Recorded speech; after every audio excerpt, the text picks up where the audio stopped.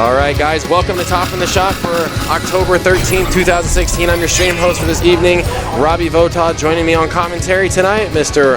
Jacob Watson Chan. What's up, guys? Welcome to Street Fighter V here in Kansas City, Top in the Shop. Of course, returning viewers, thank you so much for coming back. Also, shout outs to all the guys coming out tonight. Let me check that bracket really quick, and you can check it too. Exclamation point bracket, a little Mubata will hook it up. So we've got 12 players out tonight, a couple guys. We're getting deep into the college school season, so finals and midterms and all that kind of great stuff is coming up. So a couple guys that couldn't make it out tonight, but regardless, we still got enough to fill the bracket, and we've got Kansas City Street Fighter coming at you as well. Also had some last minute additions, so RTY able to make it out. We're also glad he could come out as well. Per usual, double elimination tournament, Street Fighter V. Next week is the Halloween edition of Top in the Shop.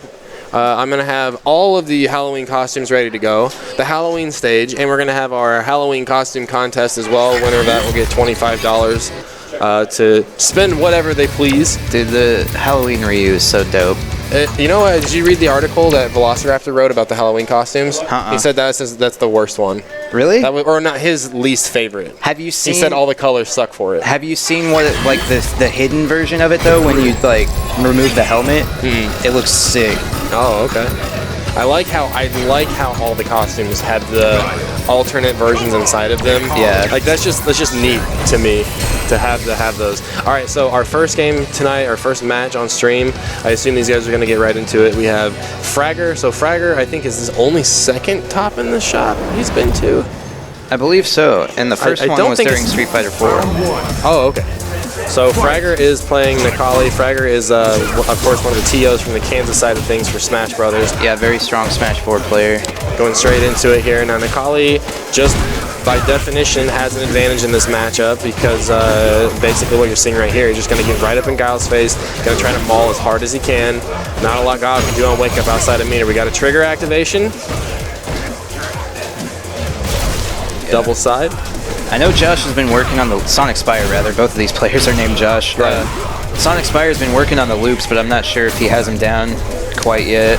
No, this thing is like, that's not something as a Guile player that you want to only have kind of partially down if you plan on using it in a tournament. You either got them or you don't. Yeah. And I said it a bunch last week. I really feel like just in the short time that I've been playing Guile, I feel like unless you have those 100%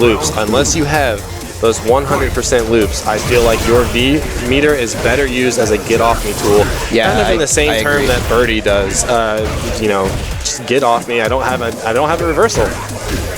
And the other downside about that is about Guile's V reversal is that it's all punches. So sometimes when you're in the Fireball War, if you let go of Sonic Boom too early, you get V reversal on accident. Yeah. Okay, so Fragger's done Wake Up DP just about every single time he's been knocked down. So Josh's superior Street Fighter experience has got to tell him. Finds a meaty right there.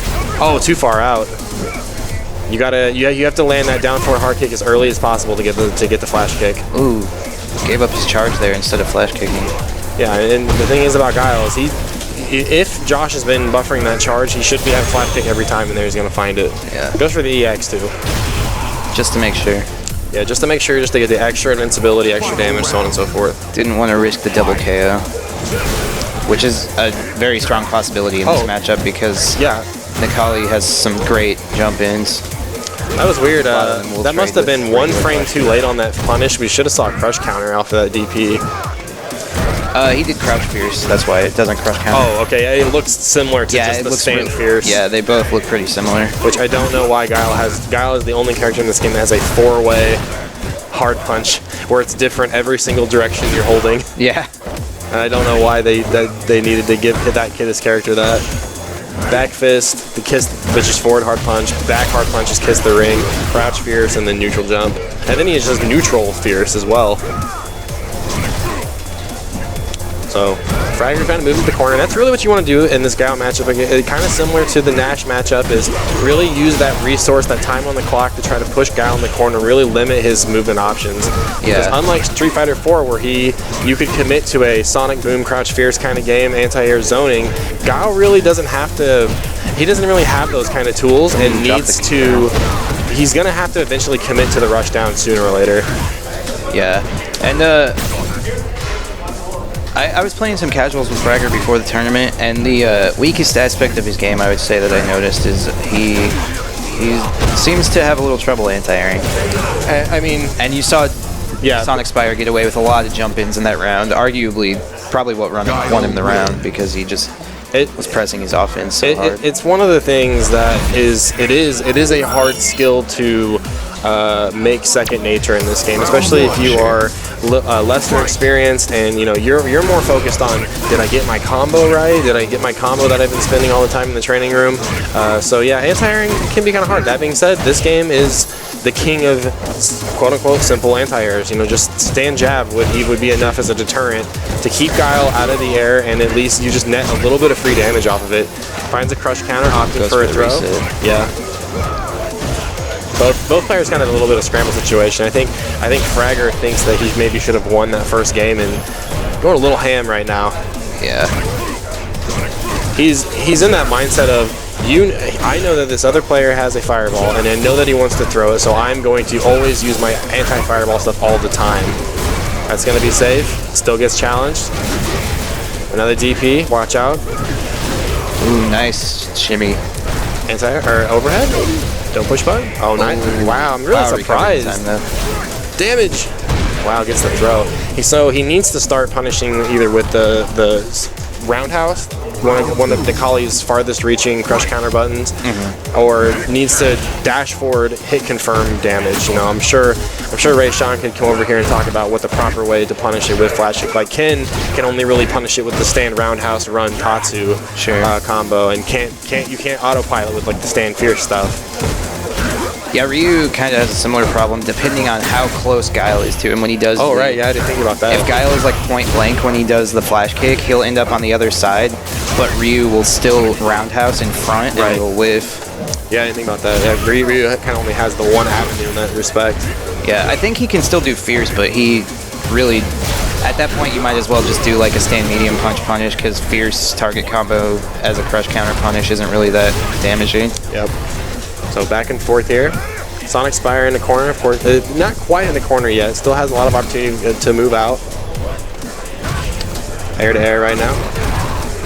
You just got to eat all that as Guile. Can't really do anything about it. Trigger activated. And the thing is, like, even with the trigger, even with the trigger in that situation, it's not. What is he gonna do? Even if he lands a hit, it's not gonna kill Nikali.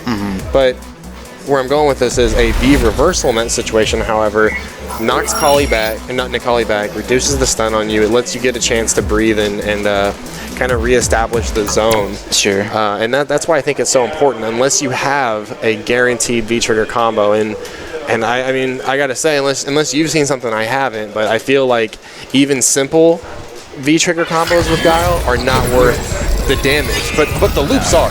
Yeah, if you got the loops, it's definitely worth it. Josh making the switch to, or Sonic Spire rather, is making the switch to Zangief. So the tools that he's going to pick up in this matchup are going to be namely the stand jab anti-air, which I don't know if Josh is going to utilize this a whole lot. Also, just the nutty factor of Geef, and we know that Sonic Spire, having come from Street Fighter 4, is a T-Hawk main. I don't know. I mean, Geef is not the same monster he was. Sure. Yeah, I would definitely argue that Guile is the better pick in this matchup, but Sonic Spire probably just wanting to play Geef. Honestly, that's probably what it boils down to. Yeah, he might kind of be betting on the fact that, oh, this guy is not going to know how to deal with a Geef with the brand of nut that I have. And the brand of nutty that Sonic Spire is, people watching home are going to know the kind of terror. When you think it's safe to start pressing buttons, he's grinding butter. Yeah. Like, you think you're safe to meaty right here? Get grabbed. Told you. Oh, finds one. You gonna get the full damage here? Yeah. Instant SPD, or are we gonna go for the reset? Gotta go for the reset. Okay. Oh, I guess he can knock down as well. I forgot about the headbutt after that. Yeah, he can do knee super. Have you ever been hit by that online? It's really frustrating. I've not. Yeah, Geefs do it. If they know that you're neutral jumping a lot, they do the knee, and then they get the knee again, and then they super you. It's great. Find the grab the zone. Look at me. I'm the grappler now. You're trying to utilize too much of that armor. Yeah. All right. So Fragger on match point now. Yes, indeed. Ooh. Wow. Could have definitely punished that if he stuck out a button in the air. Yeah. So like the previous match where Fragger needed to walk Guile into the corner, Geef now has to do that to Nikali. He's got to control with the crouch jabs. The stand jab anti-air is going to be basically Geef's only option. Sometimes you can get a lariat anti-air in, but I mean, really, block and punish and anti-airs, whichever player can start using that a little bit more on point is going to win this match, trying to punch his way with that armor. Yeah, I like Fragger sticking out the low forward, though. That button does not have low armor. Nice jump. And going to get some damage into it. Wow, nice conversion. So if you let... Oh, trying to punish it? Okay. DP. If you let them just slide in there, trying to find that overhead, I like that. And then I also think that Fragger's doing a good job just walking backs. Oh, yep, going into it. Yeah, nice air there. All right, so good stuff to both those guys. Good stuff on Fragger. Kind of recovering after the... he seemed a little mental jarred after that first match. But, sure. It's just simply me observing from the outside. Can I get Valtteri and Eggman on stream, please? After that, I need Chris and Watson Chan. If Chris and Watson Chan want to play their match off stream, you may do so. No, I'm going to stay on commentary. The other open match right now is Potato Salad and Fragger if you guys want to play off stream. All right, guys, coming up, we've got Eggman and Valteria. Eggman, another kind of new face, newer-ish face atop of the shop. I think this is like his third appearance. Sure. But another seasoned Smash Brothers player. Yeah, for sure. Making the switch over to fighting in the streets. And his opponent will be Valteria, so I say the same things every week about young Valteria, that I have enjoyed watching his progress as a player. You know, he's not winning top in the shops. He has not gotten to a top 3 yet, but every single week you see these little increments of progress. Right. And it takes a lot of these little increments of progress to eventually add up to a long bar of success. So that's where Valtteri is right now, and I'm really...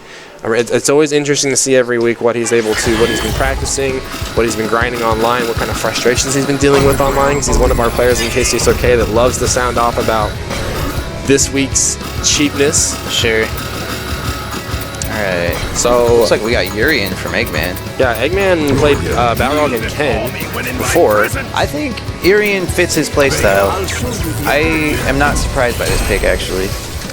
But the thing is I don't think Urian is a very Street Fighter beginner friendly character. I would agree with that. He has a lot of very advanced, kind of like Abel in Street Fighter 4, where he might seem simple on the surface, but he is not I've always told my brother this, is that he is not a inexperienced. His game plan is very, very heavy.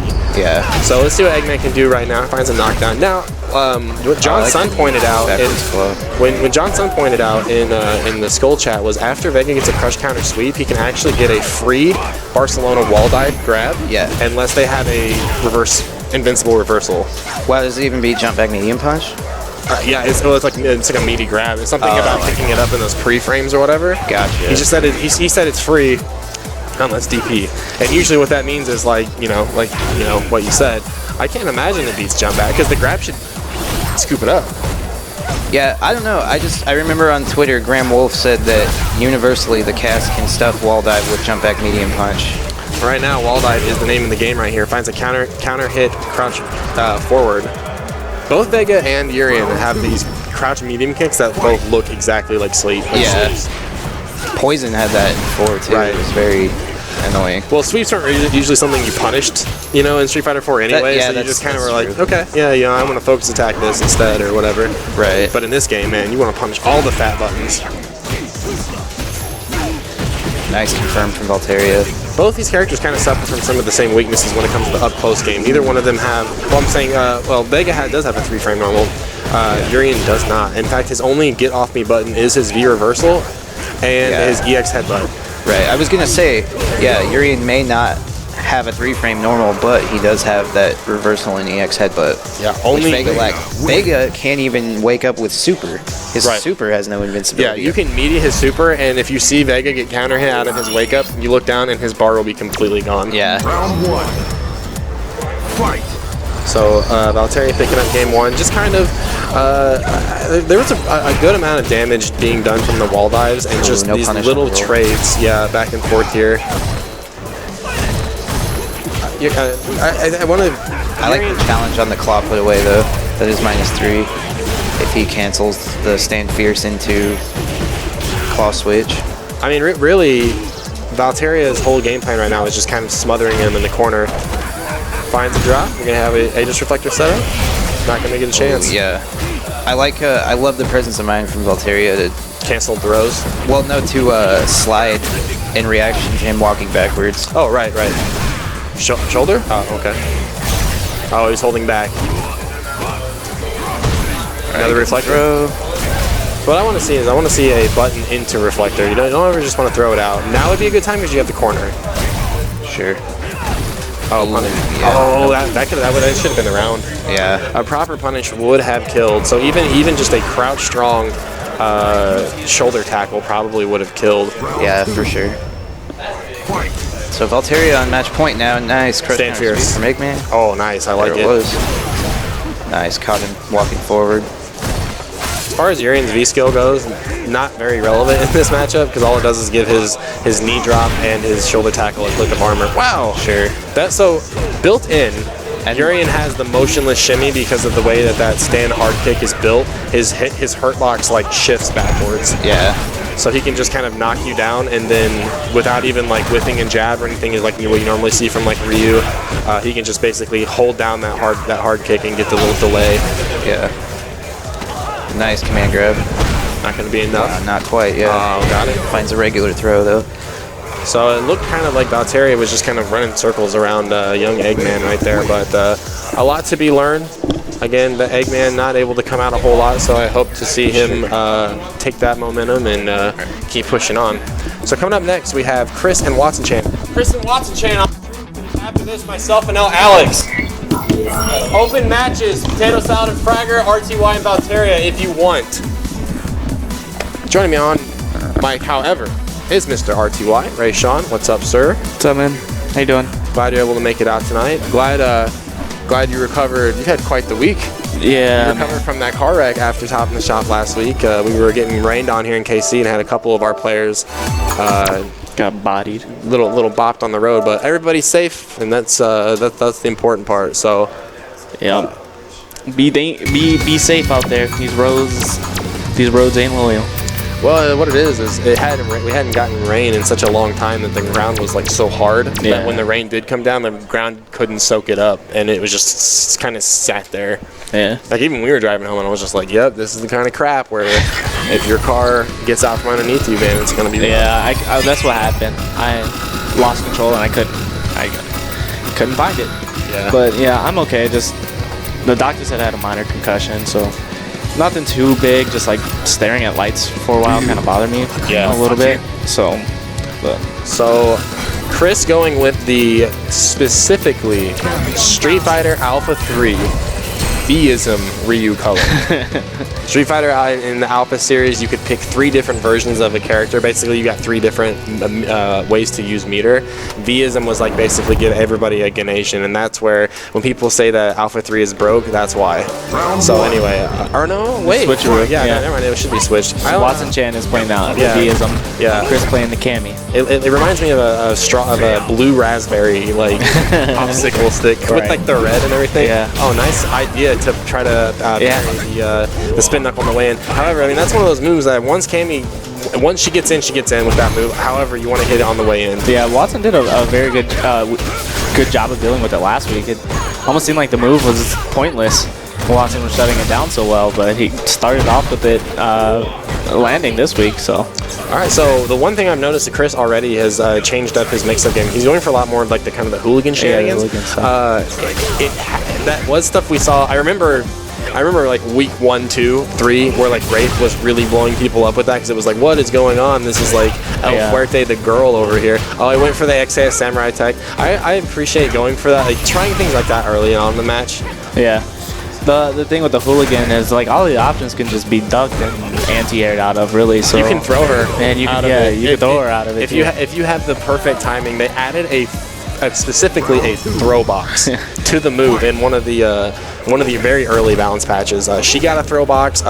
Mika's roundhouse that charges up got a throw box. Which I've never heard the term throw box before. I was like, oh, I just kind of, it's an interesting patch note to see. A little bit of scramble situation right now. Jump light kick and then just no confirm. Oh, backdash right into the X fireball. Yep. I don't think whiffing DP builds any meter in this game. I haven't paid attention. So when I started playing Vega, when I played Vega in Street Fighter 4, I would always do light kick wall dive and just land back where I started just to try to get some meter going. And when I play in Street Fighter 4 or 5, I do wall dive, you don't build any meter off whiffing it. If his little claw thing where the manual slash, that doesn't build meter either. Maybe it's like one of like Necalli's thing where his V trigger has to hit no matter what, if it's blocked or on hit. That's the only way to build meter. If it whiffs, you just... Well, that's the thing is, that's the whole science behind why Nash's V skill doesn't build meter, because the game doesn't register as it hitting. Yeah. So when you whiff a fireball, you don't get any meter for it. Yeah. All right. Watson Chen taking game one pretty dominantly. Well, not even pretty dominantly. That second round was pretty fair and fairable. So the way that Cammy wins this match is that when she's in, you absolutely have to lay a solid foundation to your game plan before you can start really seeing buttons. Outside of the simple block and punish, like we see there, that's the right punish to go. Right. Training your opponent how to block, when to throw, that's what makes Cammy so dangerous, and she's got all the tools to do that because a lot of her buttons are very quick. Her turn, she can easily steal turns back. Like I said, whenever you talk about turns in Street Fighter 5, it's my button's negative, I have to stop, otherwise I'm going to get punished. Well, Cammy's great walk speed allows her to walk in, walk out, get a button that's only -2 or something, or even plus on block, and continue that pressure. Right. And this is where she needs to work. But so far, she hasn't. Wow. Chris hasn't convinced Watson Chen that any of this is really a threat. Yeah, no, he just sat there and blocked. No need to throw tech, no need to go for any of the bait. Right. It's just kind of like, I see what you're doing, and I'm just going to block. This is the best option. Finds a way in. Yeah, with the DP. I don't know if the DP just came out really late or there was no combo to be had there. Yeah, she has to do EX, right? Yeah, she has to do EX. She ran out of V meter after that. Yeah, she has to do EX. You're right. And that actually leads to the setup, I think. Nice DP. That's the way I deal with it on the way in. And it really sends a message to a Cammy player too, like, well, they just turned this off. Kind of like when, a Balrog turn punches through a fireball, you're like, well, can't do this anymore. Yeah. That's going to stun. That should be the game. Ryu damage. Oh, no. No, it shouldn't. Yeah. Oh, yeah, wow, okay, yeah. Ryu damage and paper thin Cammy life, which I almost think that Cammy shouldn't have as less life. I think she should have 950. I think 900 in this game is stupid because you have characters like Ryu and Necalli and Ken that just do stupid damage. And I think that having 900 health is ridiculous. You know what's stupid is, why does Chun-Li have 950? Yeah, and the best character in the game is ridiculously good. All right. 950. Next on stream, myself and Alex. After that, I need Fire Team and Watson Chan. All right, guys, I'm gonna get some more commentators over here. We got more Top in the Shop coming up next. Thanks to Ray Sean. I think he's gonna hop over my seat. All right, cool.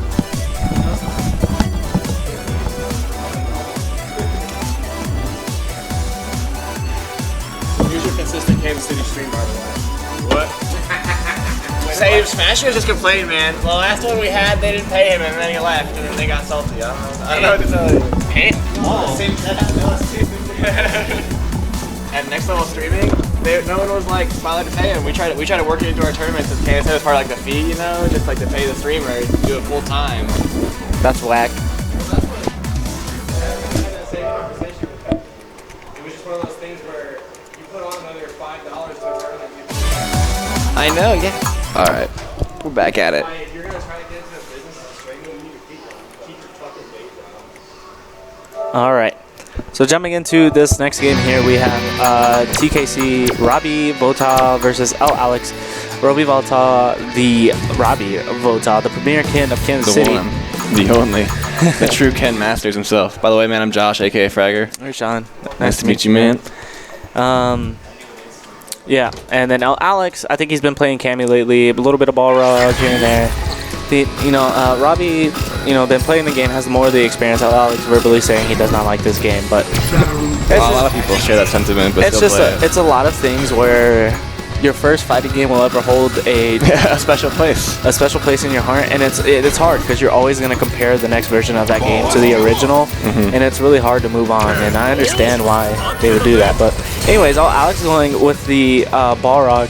Interestingly enough, you know, I play Robbie week by week, and I always pick Balrog against him, not just to beat him as like a person, but because I like the matchup a lot better than Nikali versus Ken. Yeah, I always pick Balrog because I don't like the Nikali matchup against Ken. So, and you know, Robbie verbally said that he struggles with this matchup. So let's see if Alex can take advantage of it. Oh, he's getting punished for pushing these buttons where it's not his turn. Yeah. See, no meaty. Oh, gets out the corner. Just switching the corners back and forth. Here's the thing with that the cross-up Tatu is enough to do a lot of damage to Balrog because he has to do his anti-air pretty late to be able to deal with the Tatu. Ooh, this corner pressure is brutal. Yeah. Balrog has to hold this. He doesn't have he doesn't have a reversal. Best he has is V reversible, and he's spending his like one of his bread and butter is the V trigger, you know, combo is what makes him so right. good. But the biggest part of playing Balrog and why he's really hard to play in this version is because you have to be able to excel in the defense and make smart defensive options. And if you're struggling to do those, you're going to get blown up. Ooh, nice cross of Tatu again. It's hard for Balrog. He doesn't really have too much. He could do crouch pierce, but it has to be from a distance away where Robbie's not getting up. Wow, he still confirmed off that even with the trade. Nice one by Robbie. Into super, running super, man. A nice chunk of change right there coming off Balrog. And he's still in the corner. Oh, good jab, not enough to get him out of there. Yeah, that dash punch is definitely super unsafe. -4 if they're spaced unproperly. What Ken could do... Such a good... Robbie takes the first game. Let me double check. Let me teach this man something real quick. The dash punch is insane. It's -4, right? So Ken can do... Never mind, Ken can't do. Well, he's got a frame. Doesn't he have a standing up frame 3 jab? Or no, he has a 4 frame. Oh, I was gonna say if you could do stand light kick Tatu like Ryu, and we thought that Tatu would work, but light Tatu doesn't work because it's 3 frames, and we thought it would work, but it doesn't. Dang. So I mean, the best thing he can do, if poorly spaced, is the back medium punch target combo, into damage, which Ken does a lot of. So yeah, and it's something that Kel does not lack in this game is damage and corner carry. There's that Cammy that I was talking about. I think I shouldn't. I think that Alex could have did well with that Balrog. I think he was just moving too much, and I think especially playing against Ken, it's better to just chill for a second, shut down the fireball game, and then start your pressure. Let them know that they can't throw fireballs and stuff like that, and then you start working in towards your pressure. See if we can make this Cammy work through that fireball pressure here, or see if we can put up any pressure at all with this Cammy. Really what we've seen lately within Zhaohai is... do the DP through the fireball? Yeah, do the DP Ooh, man, he just does it. It looks so impressive every time he does it. He saw it against Momochi, the Ken. Yeah, the Ken. So it's interesting. You saw Robbie. You saw a whiffed dive kick from Alex, and Robbie went for the back medium punch. He tried to whiff punish it, and that's something you saw a lot from Momochi as well. Wow, that works. Ooh, wow, yeah, I was saying, what? No crush counter needed. Oh, crush counter, big damage. All right, yep. Gets out of the corner. Nice. That just wakes up. Crouch medium punch DP, but I'm pretty sure it's just supposed to be DP. No punish on the sweep. Ooh, nice good DP on the ball on the dive. Robbie just letting him know that you can't do, you can't do those. Can't do that, not in my house. No. Oh, all right, stream's going. There it is. We're back at it. Back at the neutral. Ooh, ran right into it. There wasn't anything he could confirm. It was too far of a range. Ooh, Cammy too scared not pressing any buttons or DP at all. Needs to be confident knowing to take her turn, or Alex's turn. Right. Ooh. Yeah, he's not interrupting the run at all. Yeah, the run's just doing it. Oh, there we go. Nice confirm. Gets him out of there. Robbie's smart. Doesn't press a button after that. Ooh, no anti-air. You know, interesting enough, I worked on some Ken stuff to stop his run. You could just do like stay line kick super. I don't know what Cammy can do. I haven't tested Cammy yet, but most characters can do one button and a super to punish those runs. Yeah, I worked on it because I saw Takedo do stand line kick super, and that's something he's done a long time ago because it works on counter hit. But I wanted to learn it for Nikali, and Nikali could do stand line kick super to stuff it. He could do a whole bunch of things. It's pretty cool. So. Yeah. You trying to get back on here, Robbie? Okay, sure. I'll just wait until my next match. I'm playing potato salad, so. Dwarf. I guess he's Dwarf Lord. Robbie, are you Dwarf Lord? Rip. Yours truly.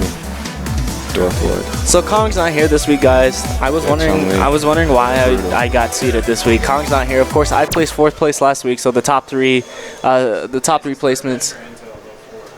What? I believe so. No, it's not. No, it's not.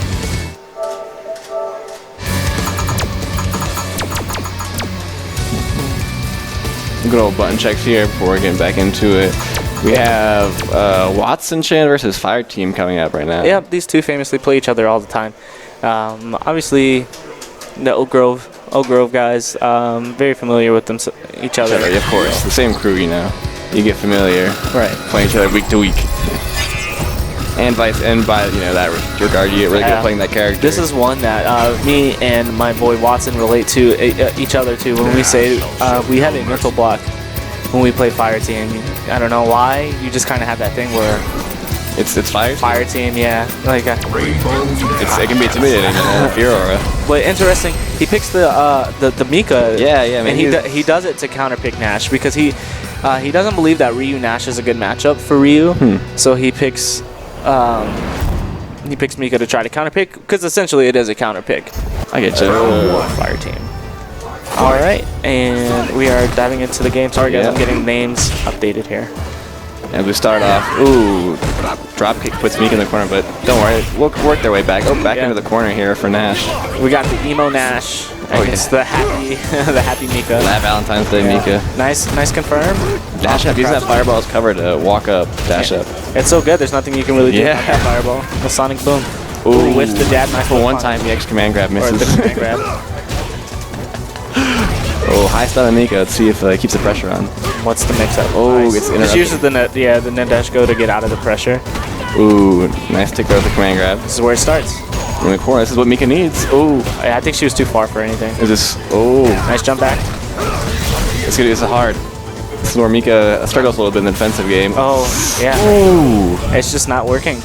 That EX command grab just ever so slightly far away. You know. Yeah, he's not picking the right ranges to attack at. And it's showing. Fire Team just playing really solidly right here. Ooh, gets knocked down. Here we go. Nice sweep, deal with the dash. People, Nash players have been saying that, obviously since the update, guys, everybody's been saying we have 8 frames of lag. This is the update, we have 6.5. Yeah. So everybody's saying Nash's dash is. I never saw an issue with it. I always thought his dash was easy to deal with. Ooh, full damage. That'll kill. Yeah, that's game 1 for Fire Team. But yeah, everybody's saying that Nash got nerfed with that. It's unreactable, man. And Watson Chan showing there it's easier to deal with. That sweep on Nash's dash. Yeah, there you go. It doesn't do anything. Is he gonna stay Mika or is he gonna go Ryu? I think he'll stay Mika. All right.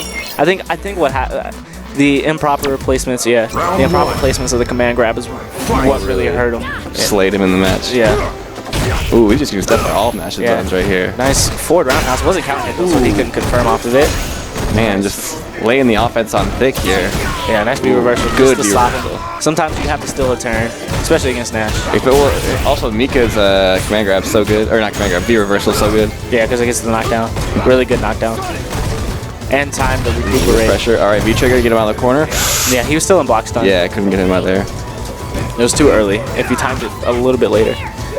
Went for the whiff punish. It was just a little bit late. Ooh, the dash up grab. Yep. Ooh, into medium. You have to do something because the dash up grab becomes a mix up.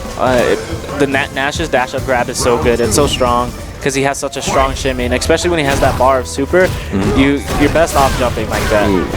Here we go. Puts on Nash's side of the screen. See if you can work him towards the corner. Nice anti-air by Nash there. A body slam coming through. Using that splash to bait the super, let's say. Yeah, he's using that splash to bait the crouch medium punch because it's not the best move, but anyways, he's still gonna get hit by super and take a ginormous amount of super. Jump back OS. That Mortal Kombat super, the soft through. That's what it looks like. 78%. Ooh man, here we go. Big damage from Mika and corner. Yep. Oh, but misses the throw. Yeah, no meaty. Crush counter. That's that. Yeah, Watson Chan goes down to Fire Team 2-0. And that's gonna be it. Potato salad. You wanna play? That's yeah, we'll play.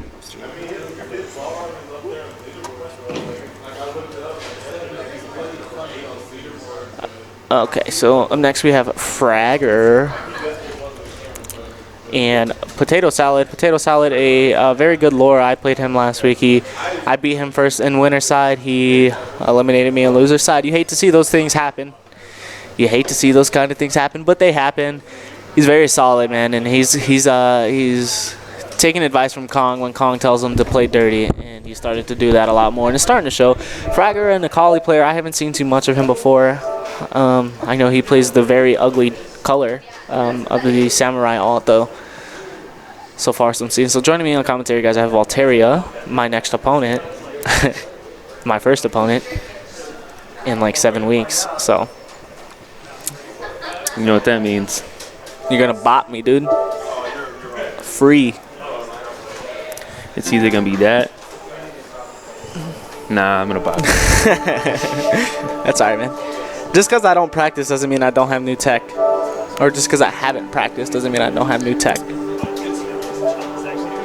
Because I do have tech that I've been working on, even though I haven't been playing. Except against, I don't know. I haven't practiced anything Vega, so you're okay.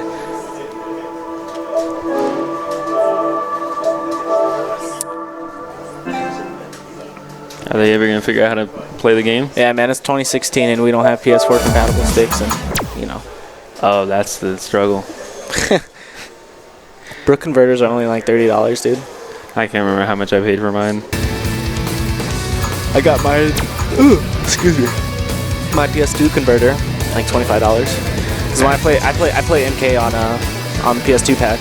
Nice. So I don't blame you. I hate the PS4 controller. yeah, I also, well, not even PS4s. I play every other game on stick, and I've always played MK on PS2 pad. So, and the PS4 stick felt a little stiff, or PS4 pad feels a little stiff to me. So, PS2 pad is light. The PS4 joysticks hurt my fingers after too long. That's why I can't like play shooters on them or something. You use the joysticks? I use when I play fighting games. I use the arrows, the D-pad.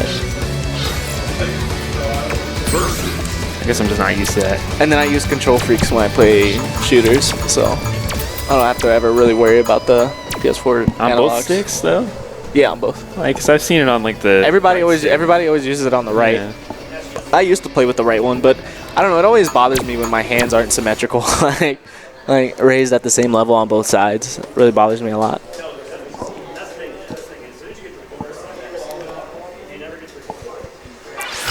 So like this. So they finally got the game started here. Yep, there's the Necalli Capcom Pro Tour, color orange. Oh my god, I hate that orange. It's the Goku colors, man. No, he had legit has a Goku. Oh no, it's not Goku. It's black and yellow, but it's better than this.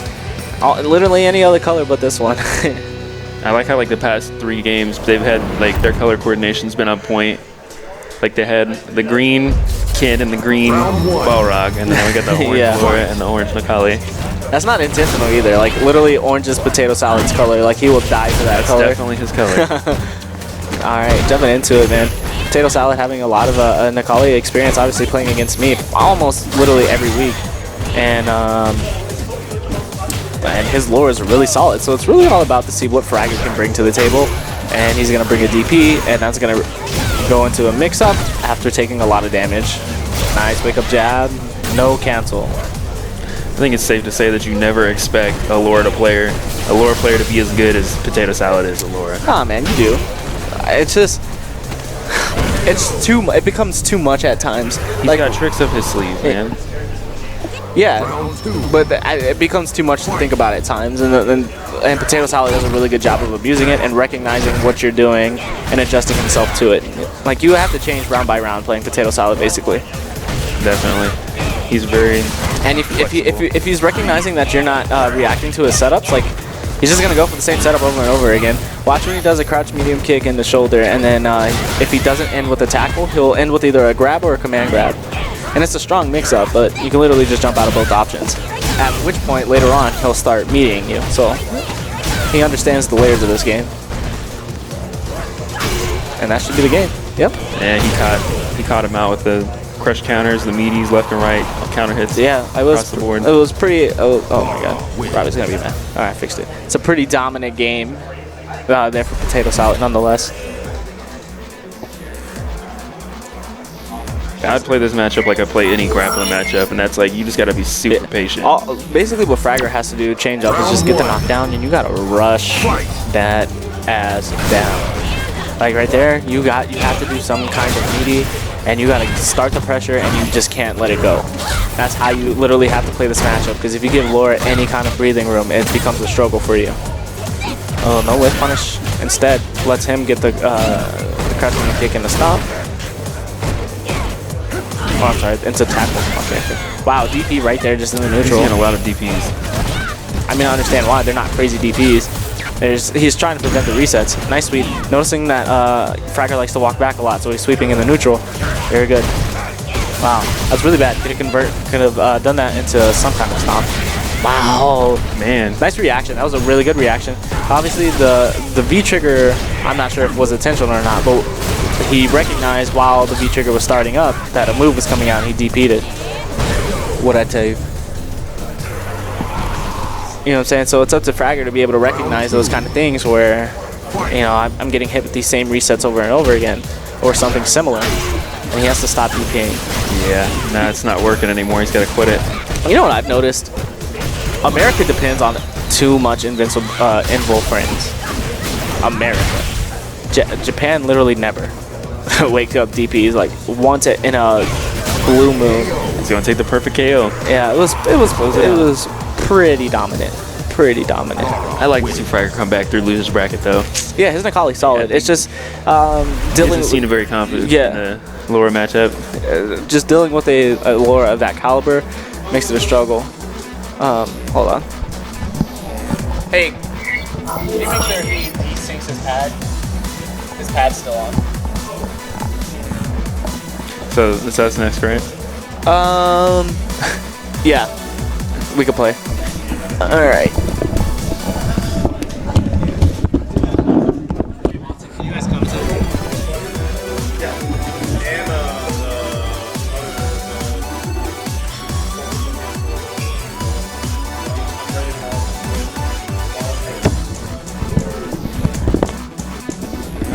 What's up, guys?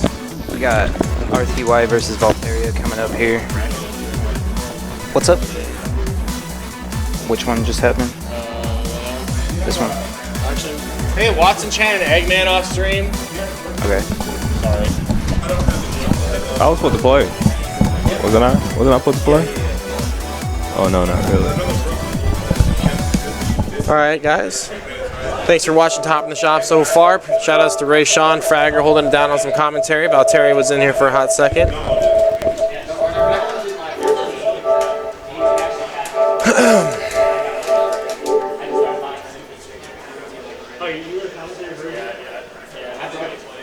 So we've got Ray Sean and Valtteri right now. Off stream, we got Watson Chan and Eggman. Answer your question, Swim Dude, or unless it has already been answered. We have 12 people tonight. Appreciate you guys hanging out with us. I needed to get some warm-up matches in because I hadn't played this game since last week. Exactly. I haven't been playing at all. No. Just been working. Same. I get home and I'm just like, well, most of it for me last week was we had all that rain, and after topping the shop, I got all my stuff packed up, but then I couldn't unload all my stuff back home, so just kind of like all my computer stuff and all my setup just kind of sat in my car all week. So every time I was home, I was like, I don't feel like dragging all this inside and plugging it all back in. Heck that. So I just take a pseudo break off. Another thing is, like, I don't count it a week off from Street Fighter 5 because I'm watching videos every single day. I'm thinking about my previous week's matches every single day. Talking with people on Facebook every single day about the game. So didn't get any time on the sticks, but elsewhere. So of course we're gonna see Nikali versus Vega, right? Nikali versus Vega. I do expect. I do believe, right? It should be a good match. Yep. So what I always say about Valtteri, and I've already said it once tonight, but new player to the Street Fighter genre, or Street Fighter series, I should say, with Street Fighter 5 every single week, but making little bits of progress towards becoming a better player. And one of these days, when you start seeing consistent success, He's gonna realize all the little increments that add up to get to where you're at, and we've all traveled that road. So, Oh yeah. Rayshawn gonna spend no time here trying to close the gap. Oh. And man, sending a message early with the DP, and look, I mean, man, Valtteri just giving him the corner for free with all that walk back. Rayshawn is being very aggressive right now. Yeah, I mean, really, that's what you want to do against Vega, though. You know, he has no get off me button. I mean, he didn't really have one in Street Fighter 4, but at least he had the Scarlet Tear with the kind of the flash kick. In this game, nothing. Exactly. Absolutely nothing. Can't even V-trigger to get out of the corner. I thought he caught a back dash. As I say that, rose to get out of the corner. But needed the full stock and meter. The claws off, so now we're going to see less footsies, more command grabs. There we go. Very aggressive. Yeah, it's just kind of like Rayshawn's like, I'm just going to keep jumping in until you prove that you can deal with this. Yeah. Exactly. He's going to sit on that light lane. Okay. It's hard for Vega in this game to a solid anti-air game because he just doesn't really have anything that works the way that you consistently works. Like, he's got the roundhouse, but most of the time, Ooh, no respect. most of the time you just want to go air to air with Vega. Even Valtteri looked over at him like, really, we're playing that online stuff? Oh, nice reversal. Ooh, Nucci jump. Yeah, tries to stab in there with that forward hard punch. Very good button that Vega has. Oh. Man, Rayshawn is playing like an absolute nut right now. Yeah, he's playing like a nut. And it's enough to like, if you're not an experienced player, you could kind of go on tilt because of that. Hey, I kind of see signs of disrespect. It's one of those things where Rayshawn's like, I'm out for blood right now, man. I don't care who you are. Shot. Really? You see?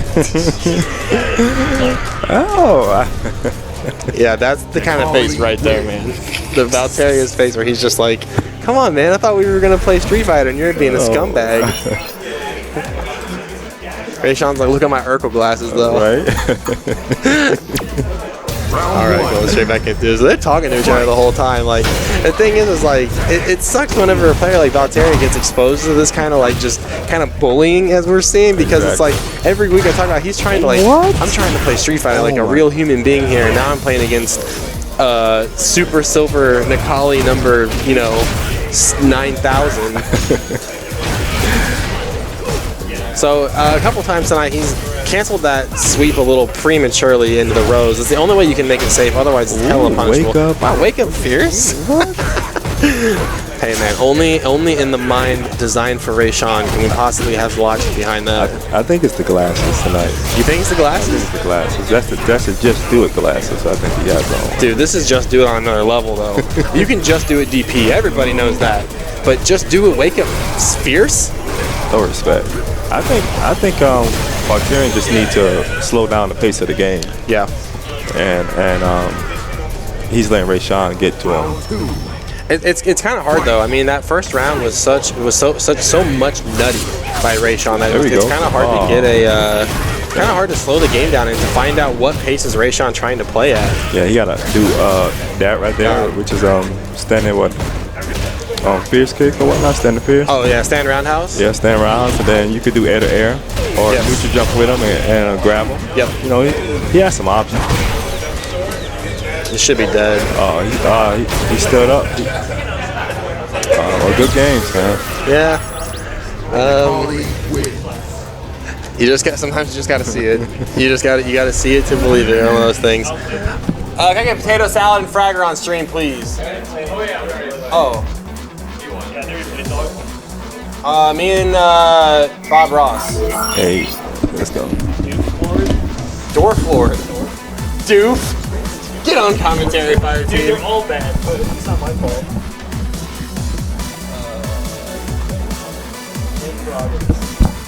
On stream, can I get Fragger and Alex, Valtteri, and Chris, please? All right, we're gonna have Bob Ross versus Dwarf Lord. What does this even mean? What is life, guys? So we're gonna have. Right. So Bob Ross versus Dwarf Lord. What are these names? I don't know. I'm gonna put in the regular stuff. That's what I do too. I have no patience for people's silly names. So we have TKC Robbie V versus the good old, I wouldn't say regular. I would love for him to be a regular. Yeah. But it's not the case. And it's good old Sensei guy coming out. Yeah, man. Always nice to see him out. So he hasn't played the game for a while. He said he's kind of come out tonight just for the fun of it. And so he's been playing a lot of different characters. He's been playing Ryu, playing Guile, playing Alex.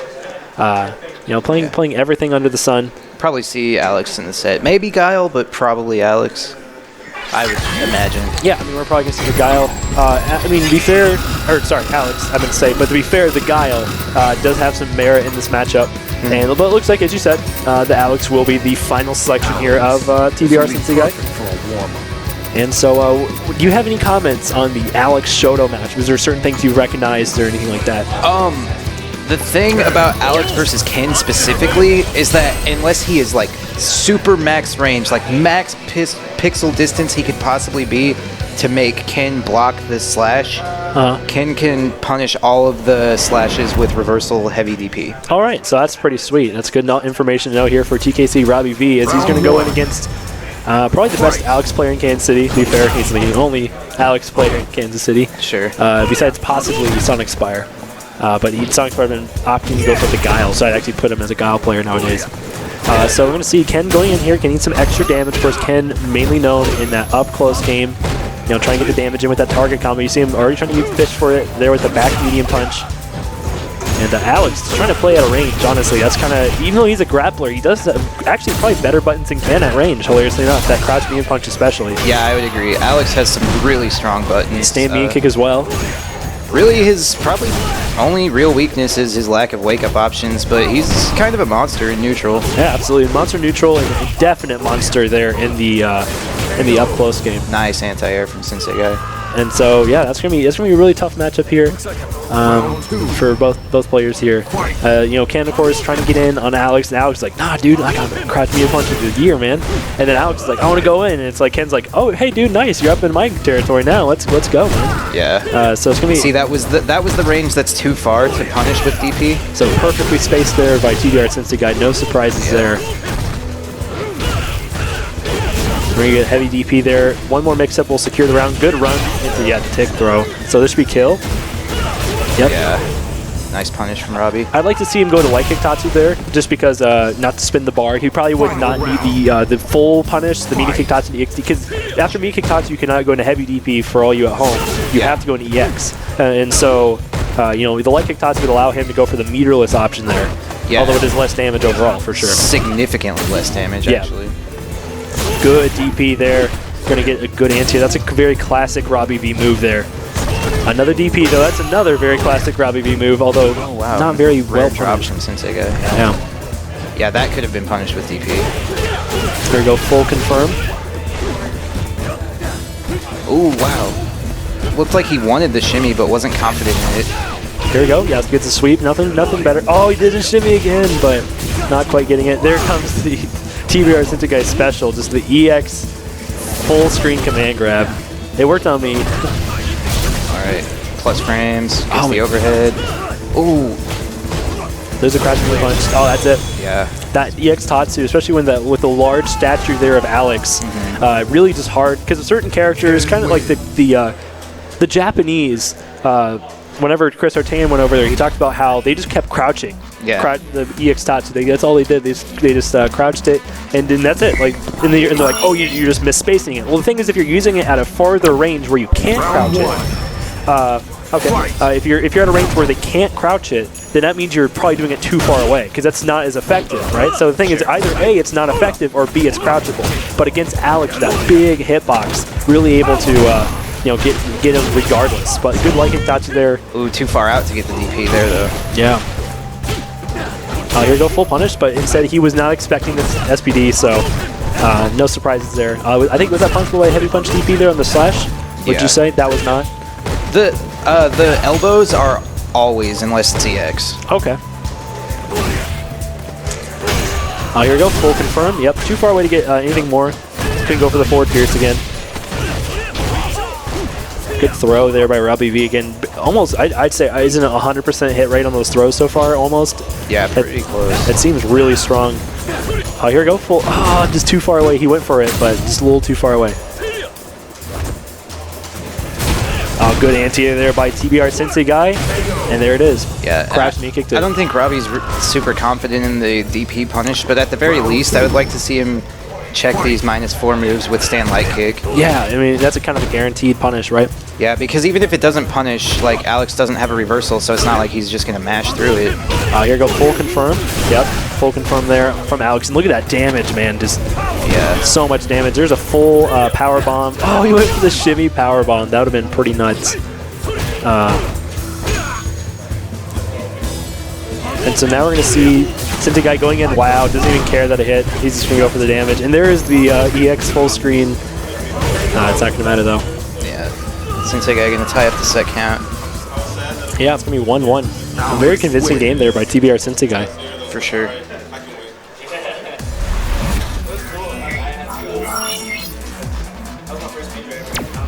Round 1. All right, so we're going to see 1-1 here. Definitely momentum in the favor of TBR Sensei Guy, but Robbie kind of doing his classic, standing there and making you feel dumb.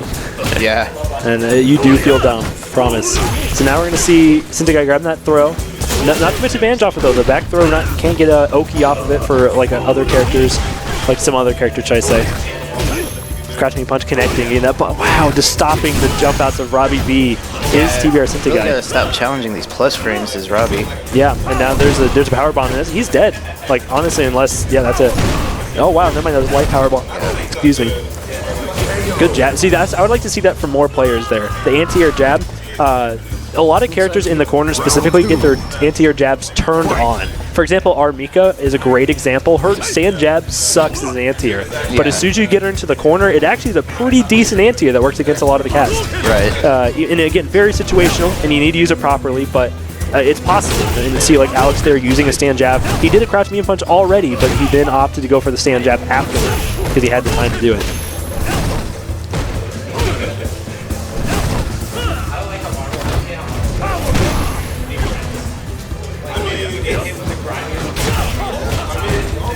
So there's a jump in there, not really going to connect with anything. There's stand light kick into EX slash. Yeah, again, Robbie just refusing to respect how positive Alex is after that lariat.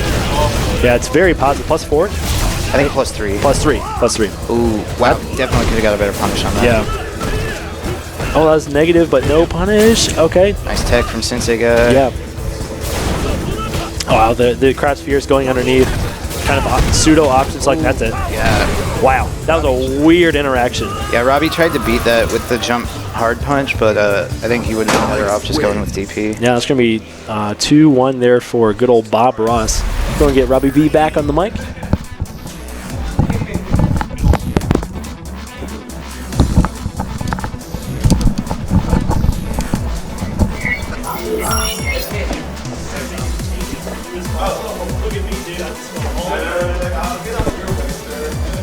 Fun fact, if you're between matches, wait till the other guy puts a fucking thumbs up.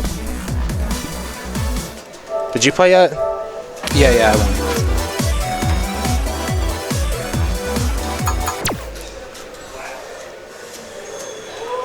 That was very frustrating. Yeah. I can imagine. That's why that's why it wasn't moving. I'm like, oh, he already hit fucking replay. All right, here we go. Whatever.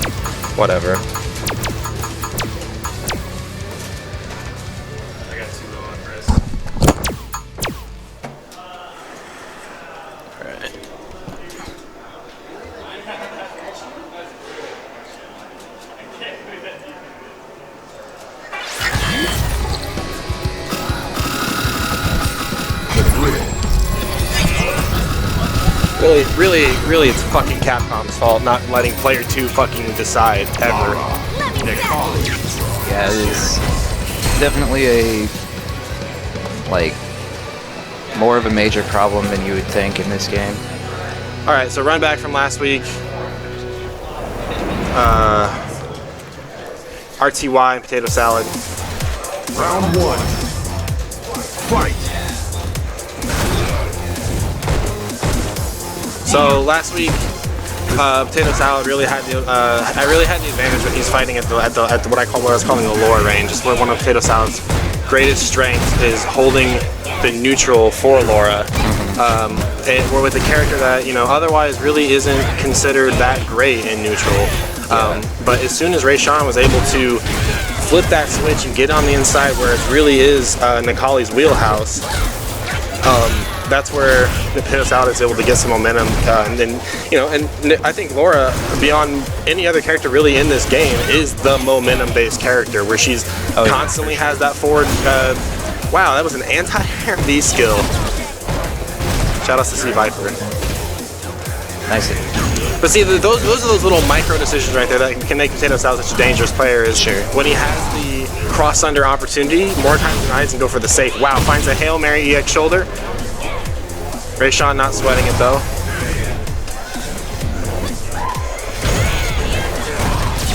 Nice B reversal.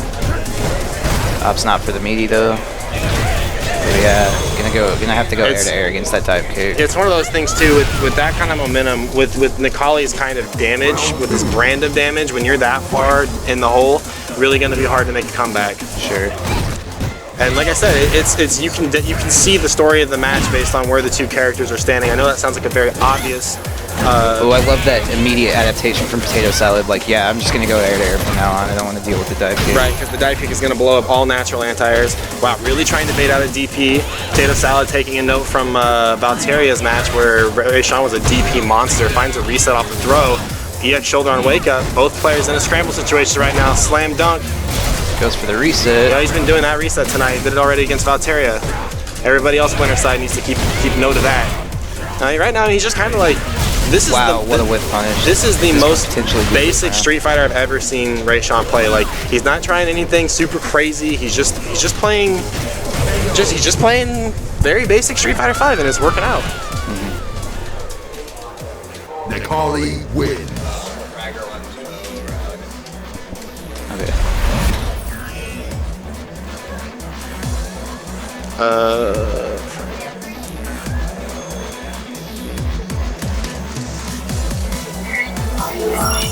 I actually need to go play my match. Hey, Fire Team, you want me to commentate? Me and Sonic Spire. Round one. Fight. Yeah. All right. So RTY taking game one. Yeah, that was I watched it too. That was a really good game. Yeah. It just came down to just quite not enough damage there for Potato Salad, which is misspelled by the way. Yeah, I noticed that too. I'm gonna see if I can get that fixed. Also, it's currently 1-0 here for no punish on that sweep for RTY. There we go. Even meaty, that sweep probably still punishable. Oh, lower sweep? No, Necalli's. Yeah, absolutely. Necalli's sweep, absolutely. Lower sweep for the most part too as well. So we're gonna see Laura hopefully going and getting that damage. It's pretty even right now. Good anti-air, man. Yeah. Dude, Potato Salad. Yeah, again, Salad has the corner now. Rayshawn trying the B reversal. Wow, just the raw overhead. Nobody expects that. Too bad she can't get anything off of it for so much risk, to be honest. Yeah. She can get a reset if she crush counters, but that's a very niche situation. Good good tech there by RTY. There's just the raw V-trigger pop.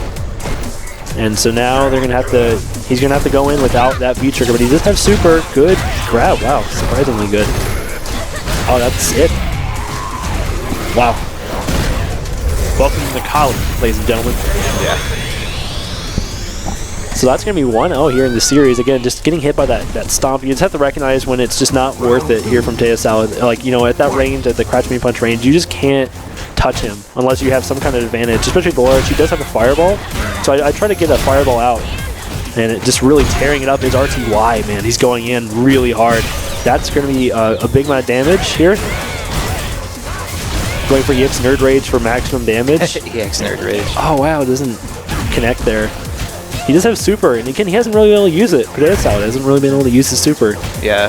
That's it. A lot of situations where Wake Up Super probably would have worked, but just not really Potato Salad style as a player. I guess I play Trey then. That's RTY going up 5-0. 5-0. Damn, dude. That was a quick 5-0. Yeah. Yep.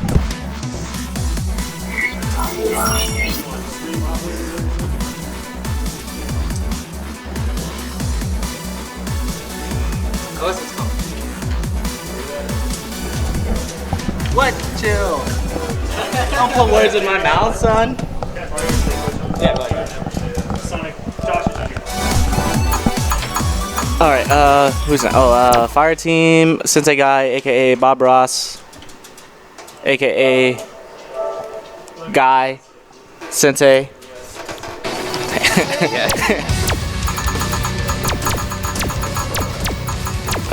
He's TBR.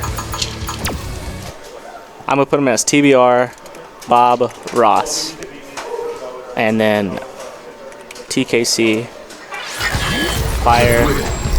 No, we'll just put Fire Team. Yeah. All right. I just put the laziest thing I can possibly do whenever I'm manning the stream. It's like, I have no patience for people's silly names at all. Like, I'm just like, if this takes longer to type than your actual name, I'm not doing it. Yeah, sorry. All right. So Alex versus Nash. On paper, this would look like a pretty bad match for Alex, but he has some pretty interesting option selects that kind of shut down a lot of Nash's options. I'm not sure if Sensei Guy is privy to those OSs, but yeah, or if we'll even see any situations where they'll become prevalent. But this, I'd say this is a pretty even match. Yeah, I think that obviously both of these characters struggle with the wake-up game, but they both also advance in the rush down pressure mix-up game, so. Yeah, for sure.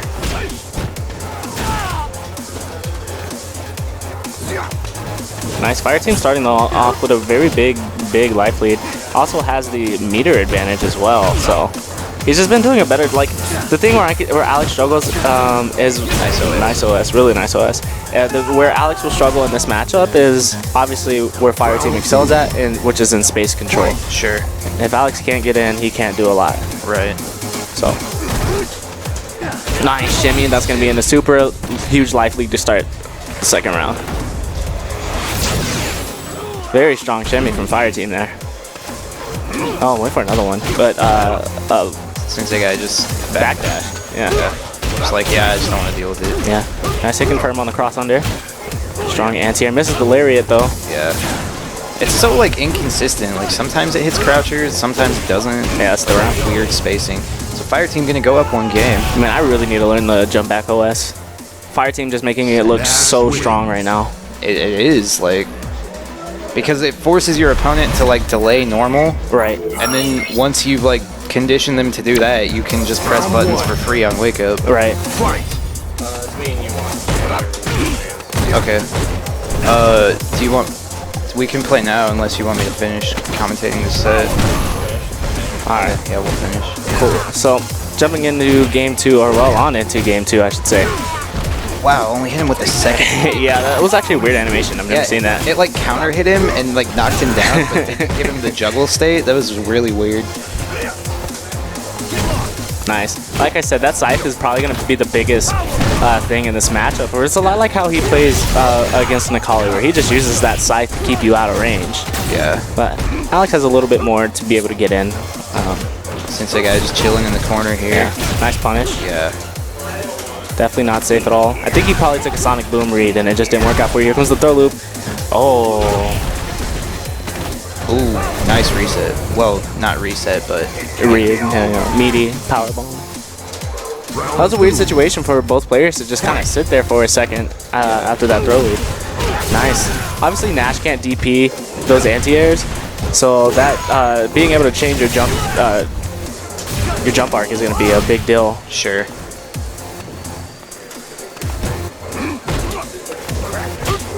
Man, that vacuum is OP. I can hear that. Yeah, it's very loud. I'm just glad, man, last week there was this band here, and wow, they were bad. And the movie cinema thing, too. Yeah, that too. Oh, nice. The sweep worked. I think he went for the crush counter, or the counter hit confirm. It just wasn't there, but the sweep connected anyways.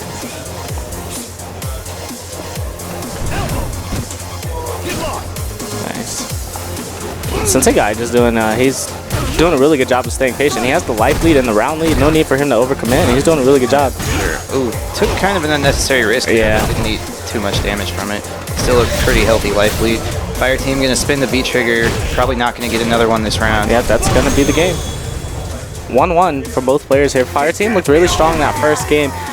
Sensei Guy adapted, and that looked pretty dominant in Sensei Guy's side that game. So For sure. let's see what kind of adjustments that Fire Team can make to bring him back.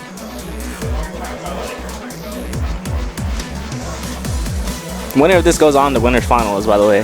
This is winner semis. All right, going back to character select, probably going to see the Ryu switch from Fire Team. It would make a little bit more sense. Yeah, I think the Shotos have a pretty significant advantage against Alex. Yeah.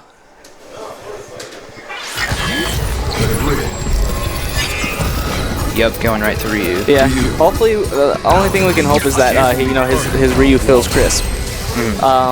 Fire Team, he says it to me all the time, like he'll play Ryu against somebody who's significantly lesser than him in skill, and then he'll be like, man, my Ryu's not on tonight. Yeah, So- it's something him and I have both talked about a lot. Like, Ryu is a character that's really easy to play off with. Yeah, Like, I agree.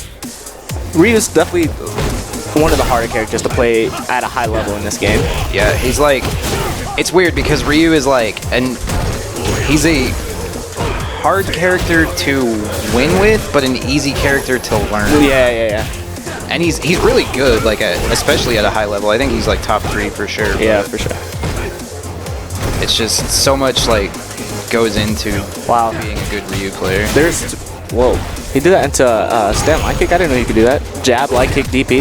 Yeah. That's new. I've never seen that. Yeah, it's kind of nuts how plus Ryu's stand jab is. Like, you don't see it that often because it has such stubby range that you hardly ever hit anybody with it.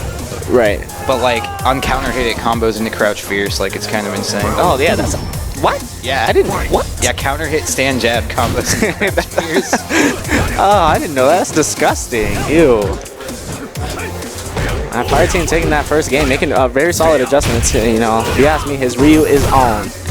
Ooh, yeah, that's only -4. Yeah. The crazy thing to notice, especially in that first game take part, Sensei Guy didn't, he missed like 3 anti-airs. Like, not even missed them, didn't attempt them. Yeah. So, went for the jump in punish. I would have liked to see a sweep there instead.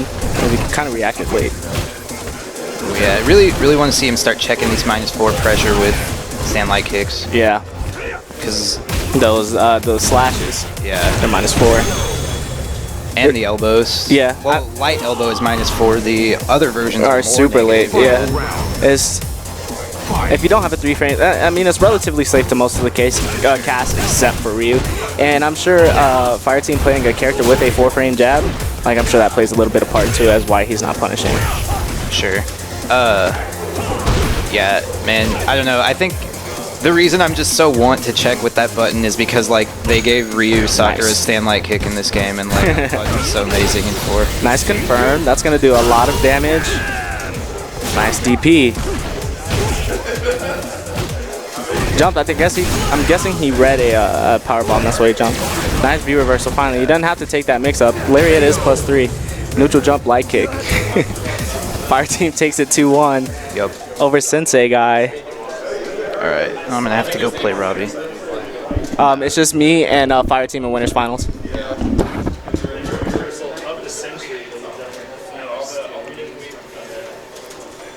Fire Team.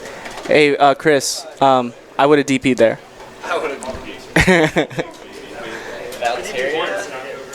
Have you guys already played? Oh. I think we're we're saving matches for stream. Because we're in the loser side now, so you're up next. Alright guys, so actually up next on stream we have Watson Chan and Robbie V. Robbie Vota. This is one of those another one of those Oak Grove weeklies. The classic, yeah. It's your boy Fragger joining you on the mic here. Oh, I didn't realize I switched to that scene. Rip. The stream's dead. Yeah. We actually have no stream. Right on time. No game started. I promise you missed no action. They're just now picking their character. It's just the SV5 or Street Fighter 5 load screens. Oh, yeah. 17 hours. Yeah. Dude, even on PC, it's so brutal. I actually deleted the game on PC. It's RIP.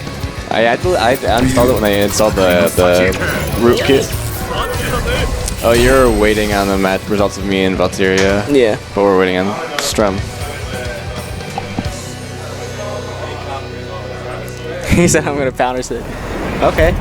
If you guys don't know Guy, okay, so he's like obviously the best Street Fighter 4 player we had here, but he played Guy, so it was kind of a struggle for him. So that he was like, I'm never doing that again. So, but then he played Guy. I mean, yeah, he was the best, and he was winning with Guy, but he was like, it's hard. Man, it's like Mark Teddy. Yeah, dude. But, the Guy player. But you just don't ever hear him complain. Yeah. That's the difference between Sensei Guy and Mark Teddy. Wow, wake up, light Tatsu. Dude, it's that Daigo tech, just the Tatsu on somebody's wake up. I don't care whose it is, just somebody's. I mean, it works. Yeah, it's like it's 3 frames, right? One of the light one? Yeah, Ken is. Okay. Cross up Tatsu to get out of the corner. Nice punish, or a parry, I'm sorry. Now, when Ryu is in V-trigger mode and he uses his skill, does his V-trigger go up, or is that just like... it doesn't do anything. Okay. Yeah, he doesn't like get to stay in V-trigger longer. That's gonna be around. Yeah, that's damage. Alright, let's see what I also think the names... Oh, no, never mind. They were just switched. Never mind. I'm done. Yeah. I'm done. Alright. Robbie V takes the first game. Nice DP. The Rago DP yeah, just the reset. does it. You notice he didn't get it confirmed, so of course he's going to want to press a button afterwards, and just worked out for him. Oh, DP. Yeah, there we go. Nice anti-air. Oh, here we go. Knockdown coming up from Watson. Man, pressure. Meaty, stand fierce. Confidently walking Robbie back to the corner. I like it. Ooh. Throws him when he tries to get out. Meaty solar plexus into DP. Big damage. Ooh. Can Robbie mount this back? Ken does a lot of damage. He's definitely not out of it. He's got full bar. He's got everything. Ooh. Yeah, very nice. Meaty timings with Ryu are a little bit weird, so I like Watson Chan's decision and go with the light button meaties, and they're a little bit easier to deal with. Yeah. Very, very nice. For sure. Okay, the cross up, no anti-air. Nice tech. Blocks the roundhouse. Good, but I get hit by that, and it tells me that I down back too much. I do down back way too much, because I get hit by that at least 7 out of 27 times. Or I mean, 27 out of like 30 times I get hit by it. Okay, Yeah. sweep into V-trigger, classic Ryu. Yeah, keep it safe, and it's a safe cancel on the V-trigger, but if the sweep lands, you get free pressure. Yeah. So it's a really good move. The fact that he can stand good with it. literally do any button into V-trigger is godlike. Nice. Ooh, So, the pressure. you know what? Solar Plexus is actually a read. It's -2. So a mix-up that Ryu players like to go for is see if you're pressing a button after Solar Plexus consistently, and if you are, then they'll just start DPing you on that button. That's going to be the game, though. Robbie V gets a good jump in over a fireball, and he takes it. 1-0. Watson Chan looking mad solid, though. Let's see what he can do in Yeah, game 2. no, I mean, it was definitely not a blowout by any means. There's strong gains from both players. See the adaptations by Ryu. Yeah, See for what he sure. does. He had some good moments. He knows what to do. Let's see if he can just make sure he does it all the time. All right. Oh, parry. All Yeah, right. strong parry at the beginning of the round. It's and it's a good thing to establish early. You eliminate a little bit, not much of the fireball game from your opponent, but it deters them from throwing fireballs because you're building so much V-trigger by doing it. And then you and V-trigger makes you strong, so. There's that light kick Tatsu you talked about earlier. Wow, jump, light kick into stand medium punch and fireball. No punish from the missed throw. Yeah, Full damage. I get hit by that all the time. Crush counter, here we That's go. gonna be stun and the round. That should be the round. I get hit by that all the time, right? You block it, EX fireball. What? Yeah, let's hope that doesn't come back to get. Yo, Watson. I would be devastated as Watson if this came out. Okay, he got lucky. I was like, what? I get it sometimes, like when someone DPs and you can't crush counter, you get the throw, you know? But he had like, the stun. Yeah, he had the stun. There's no reason. Well, yeah, I get hit by that all the time where I block a fireball, like an EX fireball, and I'm like, okay, I'm gonna dash. That move is negative, and they're like, nah, Nope. man, here's this big fat button that you're just gonna run into. I mean, the jump is by Ken's. Yeah. See it. Oh, he stopped it there. He's just gonna keep doing it. You get so much off jump-ins. Here's the thing with Watson, and that whip DP right there is gonna play a big part into it because he hates anti-airing with DP because he's scared of it whiffing. The fact that it whiffed there is gonna deter him from doing it, which means Robbie's gonna have a lot easier time doing these jump-ins. Oh, see. Strong DP. If you can block a jump in, you can DP, and he did just that. Baits the DP, gets the crush counter, and wins. And here he is. Last round, final round between these two. This is actually loser's bracket. I should probably change that. I am fired. Nice punish. Yeah, good punish on that EX Tatsu by Robbie. But wants to change his DP to the way down the corner. That's safe. Let's get out of here. Okay, yeah, there you go. That parry. Ooh, nice butt. Just the crouching hard punch. Wow, if you did a regular jump in, like it probably would have worked. Like a jump in medium kick. Yeah, Tatsu to get in. See what Watson Chan, he's on his back foot now in the corner. Almost looked like a Kara throw that first throw did. Oh! Throw loops. It's a mix-up. You got to eat it. Yeah. All right, Nice. V-trigger. Eats a button, though. Oh, no, Robbie just spins those 2 bars of meter. Those 2 bars could have been really essential. Like, right here, he could have just chipped out. Yeah. He's in You know? V-trigger, no V-reversal. Oh, but he wins it with the EX Fireball. That Takes it 2-0. I gotta go. Ken wins.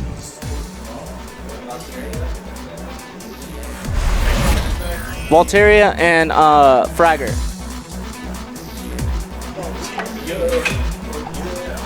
Next, we got my boy Volteria. Volteria. We're gonna have Volteria versus Fragger. Fragger making waves, dude. He beat 2 people today so far, I believe, and that's of course good old Alex and Sonic Spire. Yeah, and that man's Nikali. He's not bad. No, yeah, we played a little bit 2 days ago on Tuesday. Yeah, on Tuesday we had that little lobby going. Had Dick, Fragger, and Cups in there. We exchanged some blows on the good old CFN, you know. But yeah, no, he's got a solid Nikali. You could tell though he's kind of a Smash player. Yeah. Just because of he could tell spacing is still definitely his weakest trait by far. He had full super confirms and then he had no idea where to stand. I'm like, Smash player. You know what I mean? Because like Smash players, Smash is all about spacing. But the thing is, it's just so much different than Street Fighter. Yeah, it's a different kind of spacing. So once he learns that though, dude, I see Fragger definitely being a good player. Also, again, he seems to use very awkward normals. I'm going to talk about that a lot probably during this commentary. He seems like he really wants to get better and everything. So it's I'm going to try to be critical of him, during this commentary. Because again, he's really like every time you play him, he's like, "Is there anything that I do? Please, come on. I just need to know what you." He definitely went after Potato Salad and asked him. And I, you know what? I actually hope he sat down and watched my match with Potato Salad because I mean we both played Nikali. I played Nikali against Potato Salad, so. Yeah, and that's the thing. Also, he's coming out the top of the shop. He's only played this game for a couple weeks, maybe in a month or 2, barely. Yeah. But he's really he's starting to go in a little bit, and now he's at the top of the shop already, and that's really sweet to see him out here, trying to get better, really trying to get himself out there and get that Nikali. Yeah, and that's the way Robbie says it every week. The best way to get better is to come out. Yeah. And it's better to do it at a local than at a major or a regional or because anything you get casuals almost guaranteed. We have 3 setups here tonight, and we have casuals going on 2 of them. Yeah. And the thing is he plays a character and I'm not trying to ride my horse, but like where he has somebody who knows a lot about the character. Yeah, that's the thing. When you have a mentor like that, helps a lot. When it's like, okay, dude, bro. In the rematchup, dog, you're using Stomp way too much. Because there's so much. Like I told him when I could, right? I told him like when we played, I'm like, okay, dude, you need to watch your spacing. And usually when I told him stuff, it's like, okay, Ray Sean in this situation, he does this. Like I told him about stand light kick, and I'm like, yeah, you need to use that more because Ray Sean goes stand light kick, stand medium kick, that that RPS as well as he goes stand light kick and command grab. Yeah, there's like a bunch of different options there, and you're just not using jabs at all. Because you seem to use a lot of medium normals. I like to see him use like the stand light kick a lot more. It's positive. It leads into other options, and also it's like, yeah, dude, I just don't know what to tell you because I don't play Nikali, dude. Like, I mean, I can kind of lead you the right direction, but at the end of the day, man, you got to talk to a Nikali player, and hopefully he finds out his true destiny. Yeah, as he's going to be against Volteria here on the Vega. Yeah, Volteria, one who's been leveling up week by week. And to be honest, I think he's going to be very familiar with this matchup. Aside from the beating I gave him the first round, I mean, we play a lot. Yeah. So he's going to know at least the basics as to what to take in this matchup. Yeah, see, I like him using the jabs there as a defense. I told him he uses the jabs as a very good defensive tool. It's such a good button. It's 3 frames. It's a get off me tool and then the neutral. It's really good. But I like to see him use it more as an offensive tool as well. Not the jab. The jab's not a fantastic offensive tool. But that light kick. But the light kick especially, yeah. It's very strong. You get a strong mix up with the meaties. It's +3 on meaty. Yeah. There's so many reasons. It's the quickest, safest option.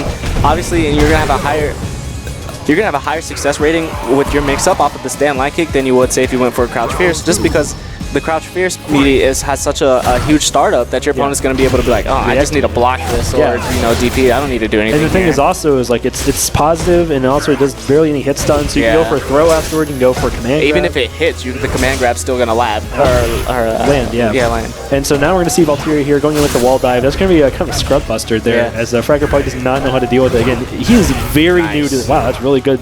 Yeah, that was actually very good. Yeah, because as I was about to say, Fragger's brand, and that was a good charge partitioning too. Just crossed up, and he got the stand me kick and the crouch me punch. This pressure's looking actually really good too. Yeah, like that's exactly what I want to see. You know, continue the pressure, win as well. If you're no punish. Here's the thing, and it's gonna bother him because it bothers me to this day. But you're gonna want to go for crouch medium kick on a lot of your nice confirm. Oh, strong confirm. But you're gonna want to go with crouch medium kick because it feels like the safest option for a punish or the quickest. But that move is actually like 9 frames. Yeah, it's you need like to go with stand medium kick. Yeah, you need to go stand medium kick or stand medium punch. Yeah, the whack. Yeah, or just sweep. Like it's just you have a 7-frame sweep. Anything but crouch medium punch. He's gonna super. I think that was supposed to be DP. Yeah, that was 100% DP. But he's gonna get it regardless. Actually, is super gonna call it kicks or punches? It's punches. Okay. Because I when I play Valkyria, I got super when I meant to DP. Okay. Yeah, I was gonna say if it's kicked, I'm like, Larry, hold on. Yeah. So another thing Valkyria needs to do, and you notice there, he landed that super, but Valkyria did not quick rise, and it's essential that you quick rise against Nikali in that situation because no mix-up. Yeah, you eliminate any chance of a mix-up. He doesn't get a setup off of it. And the thing is, if he does dash forward, that's free damage. Yeah, it's a free punish. Absolutely free damage. Okay, here goes super. Yeah, super. Yeah, very nice confirm there. Man, we saw just a couple seconds earlier Fragger doing a consistent job of dealing with wall dive, you know? Yeah. Right at, nice meaty. That's it. Oh, no, it's One not. more hit. Barely not trades. You know, it's funny, you called that move a scrub buster, and then Fragger was just like, nah, I got this. Yeah, dude. Like, again, that's crazy, though. And it's really good because I always like to take the DP route. I still get hit, dude. I still get hit. I mean, to be fair, Nash, honestly, doesn't have really much. Has no You have to air it as Nash. Yeah, and his air-to-airs honestly aren't very good. Yeah. I mean, they're great against normal jump-ins, but not specifically against that move. Again, you know, not like complaining about Nash or anything, but just that one very specific situation. I'm like, oh, come on, dude, help me. Oh, no confirm. I'm sure he could have did something. Yeah, another stand roundhouse or and it probably would have stunned too. Absolutely, just get a normal. Yeah. Anything is better than nothing. Yeah, nice. One thing I really wanted to deter Fragger from, and he kind of noticed it from my gameplay. Wow, that connected, and that's going to be a lot of damage. He was like watching me play, and he's like, man, I need to stand jab anti-air more. And I wanted to look back at him and be like, no. DP, please. Yeah, like, honestly, I do it a lot because I do like the mix-up that I can get after it. If you can land it consistently, But the thing is, a lot of people are now finally starting to kind of recognize different places to blow it up. Yeah, and you know, Ken's blow it up because you're so used to stand jabbing anti-air. You tell yourself all the time, all right, I got to DP his anti-airs, but you never do it because you're just so used to jabbing. So he needs to stay with the DP anti-airs and get those down pretty. The thing is, he doesn't anti-air a whole lot, and that's something I'd love to see from him. I think, as I forgot who I talked about earlier on commentary, but you know, separation and concerns when it comes to like the spacing. Like there's situational awareness where it's like at this range, you know, this is the option. You're gonna want to jump. Yeah, like these are the options the opponent wants to do. This is and the thing is, like at that 2 square range, people want to jump, dude. It's classic Street Fighter, you know, like this, you know, just that one perfect range where jump lands right on the top of your head, you know. Yeah. Makes it hard to anti-air against and whatever, slightly ambiguous or whatever. And the thing is, you just need to, you know, you need to watch out for that. Yeah. It's like, you know, that DP would really help. Nice. Gets the DP. Yeah, if you guys could hear it, he was mashing that DP pretty strong in between those that block string there. Yeah. Oh, good jump around house. I'd like to see probably DP on that one, to be honest. Yeah, that one was an easy DP.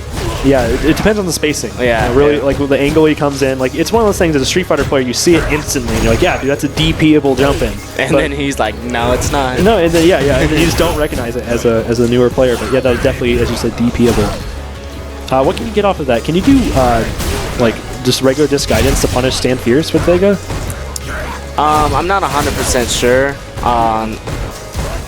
I don't think so, because the disc guidance has a lot of recovery. Yeah, it does. Yeah.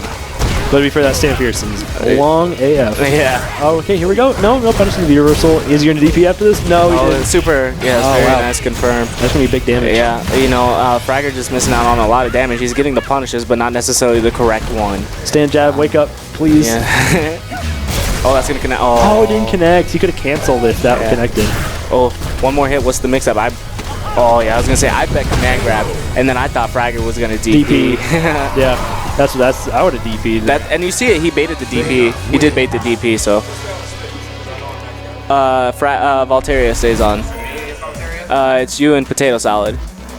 Yeah. Yeah. And then you and Valteria next. Yep. So Valtier going to take that 2-0. Very close 2-0 though. And Fragger again, he's been playing for such a short amount of time. Good stuff to Fragger coming out. Again, anti-airs probably need to be a little better. Needs to figure out. I think he needs to DP more. Like, yeah, just DP for sure. Is so good of a tool, and you can't pass it up. Honestly, it's just not. Especially when learning the fundamentals of Street Fighter, the best way to learn anti-airing is to start with DP. Absolutely, absolutely. DP, especially with Akali, it's such a good tool. Yeah, and it's not like you're missing out on a setup afterwards. You're really not. Yeah. You get damage, and you're still gonna get a setup afterwards. Yeah, not as good it's just as gonna the be a little stand bit jab. harder of a setup. Yeah, you're still not as good as stand jab, to be honest, but you get the guaranteed damage. You get the knockdown guaranteed. Yeah. And also, not to mention, hello, you just stopped their jumping. You know, like, that's awesome. You know, it's just all good. All good, you know? Yeah. So we're going to see Potato Salad versus Robbie B. This is Laura versus Ken. So, of course, Robbie B kind of known for his, what's the word I'm looking for? I was going to say hot off the sea, but that's not, that's not what I wanted. We'll say, God, what does Ken say? Riding bias. What does Ken say when he goes into V-trigger? Oh, yeah. Oh, man. Jesus Christ. Hold on. I've reached my boiling point. I've reached my boiling point, yeah. Yeah. That's Robbie. Yeah. That's literally the best way to it's the best way to explain Robbie. I've reached my boiling point. Hey, I've been waiting for you. I've reached my boiling point. He takes a grab, he looks at his opponent, and he goes, I saw that. He's not even looking at Stay Out right now, or the screen. He is staring at me as I make fun of his character. Right. Total color match, by the way. This is awesome. Nice punish. Oh, wow, good DP. Again, like as we talked about earlier, man. I think where Robbie V can excel in this matchup in particular is as long as he keeps his neutral strong and he doesn't overcommit and doesn't do too much. That's what I did with my match against Potato Salad this week, and I just told myself I don't want to do too much. Yeah. And if you let him make a mistake, they both do a lot of damage, right? But I think Ken excels a little bit more. Yeah. Definitely. And the thing is, like, Laura, off of regular situations, actually doesn't get that much damage. She needs to get very specific situations to get damage. And strong B reversal. And the thing is about Ken is that he most of the time just gets big damage, just kind of regardless. You know, it's just he's just a strong character like that. Like that's definitely his his perk. Yeah, he's doing a really good job of just keeping his space, right? If you keep Laura out, she's not going to do anything. But nice dash in. Wow, it's so far away. Dude, that's how I lost last week, and it just. What? Hey. I've been waiting for you. It feels bad when it happens to you, but it's a strong option. Yeah. Oh, here we go. A little bit of cheeky setup there on the ambiguous jump medium kick. Yeah, nice jump back OS. It's actually kind of hard to see where he jumps because of them both being orange, honestly. It makes it a lot tougher. So I like Potato Salad. He's mixing up between dashing in and dashing out. And when he does dash out, he goes for the fireball there and gets a lot of frame advantage. Even though he's dashing backwards, he still gets an offensive move out of it. And the thing about Laura is that you need to be doing offense to do damage. She doesn't defend very well. No, not at all. Nice strong whiff punish, no cancel, no hit confirm into the rest of the combo. Sorry, combo. Air to air Tatsu. Yeah, he gets the stand jab, the classic Potato Salad. Stand jab, wake up. Your meaties also have to be on point against him. Hey man, I'm not the only person who gets by that overhead. That is I get hit by it, but then I'm never because I know it's neutral on block, and I have a 3-frame jab as well, so we're just gonna trade at best. Oh, neutral on block? Yeah, no, neutral on hit. I was gonna say, what? Neutral on block? It's like -9. It's like super punishable on block, but when it hits, it's neutral. Yeah. So I just use... It's neutral on hit, though. I didn't know that. That's why I have a 3-frame jab, and I'm just like, Yeah. It's Laura. It will never get buffed. Sorry. Yeah, dude. She's the most underrated character in this game, if you ask me. Agreed. Because her damage is insane. Her mix-up potential is insane, man. The Japanese think she's really good. The European thinks she's really good. Yeah. I want to see more V reversal out of Robbie. Yeah, I agree. The thing is, like, Ken's V reversal is not particularly great. But his V trigger is actually pretty darn good. But yeah, but the thing is you have to get her off of you. Exactly. If you let it continue to run you down, there's no hope. It's suffocation. No breathing. This is my last resort, dude. All right, so we're going to see Ken, again, big life disadvantage. Wow, the command grab not connecting as he did walk out of that range. So now it's going to be a good situation here for Robbie V. Wow, stuffed the dash. Complete read there by Potato Salad. That was awesome. Nice, yeah. He's getting really nasty with these command grabs. Yeah, and that's what I love about it. See, he did the overhead, and so Robbie B now he's probably focusing on the overhead, and then now it's like, oh yeah, now he's doing stuff like command grab and dash forward. But that's some big damage there by Robbie B. Standing in punch there, neutral jumping Potato Salad in that situation is never really a good thing because he's very consistent with that anti-air. Yeah, and the thing is, if he can get anti-air, standing in punch, and he can usually go for the dash underneath. Yeah, and that is that's a gross mix-ups. Yeah.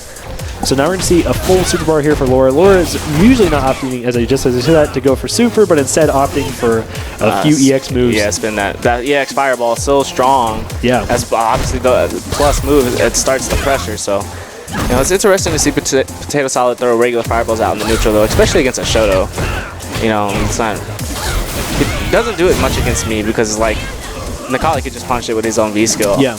But, unless the Shoto's willing to spend meter, he doesn't really have to worry about it, and he can play the Fireball game a little bit more with the Shotos. Mm-hmm. Yeah, that's the thing. You get and especially Ken, it's not like Chun-Li where she can kind of dive underneath it for free.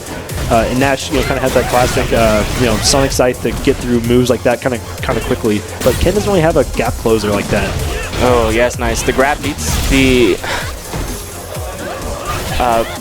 the grab beat the I don't even remember what it was at this point. The jab? Yeah, it was a jab. Oh, nice. Okay, so we're going to see Robbie V going up. 1-1. And the thing is, you look at Laura's super bar there at the end of the round, and it...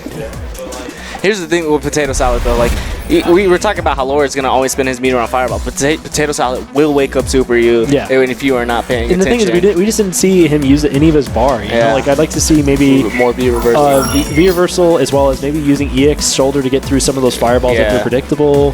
Or, just, going for EX Fireball a little bit more willy-nilly. Yeah, you don't have to take...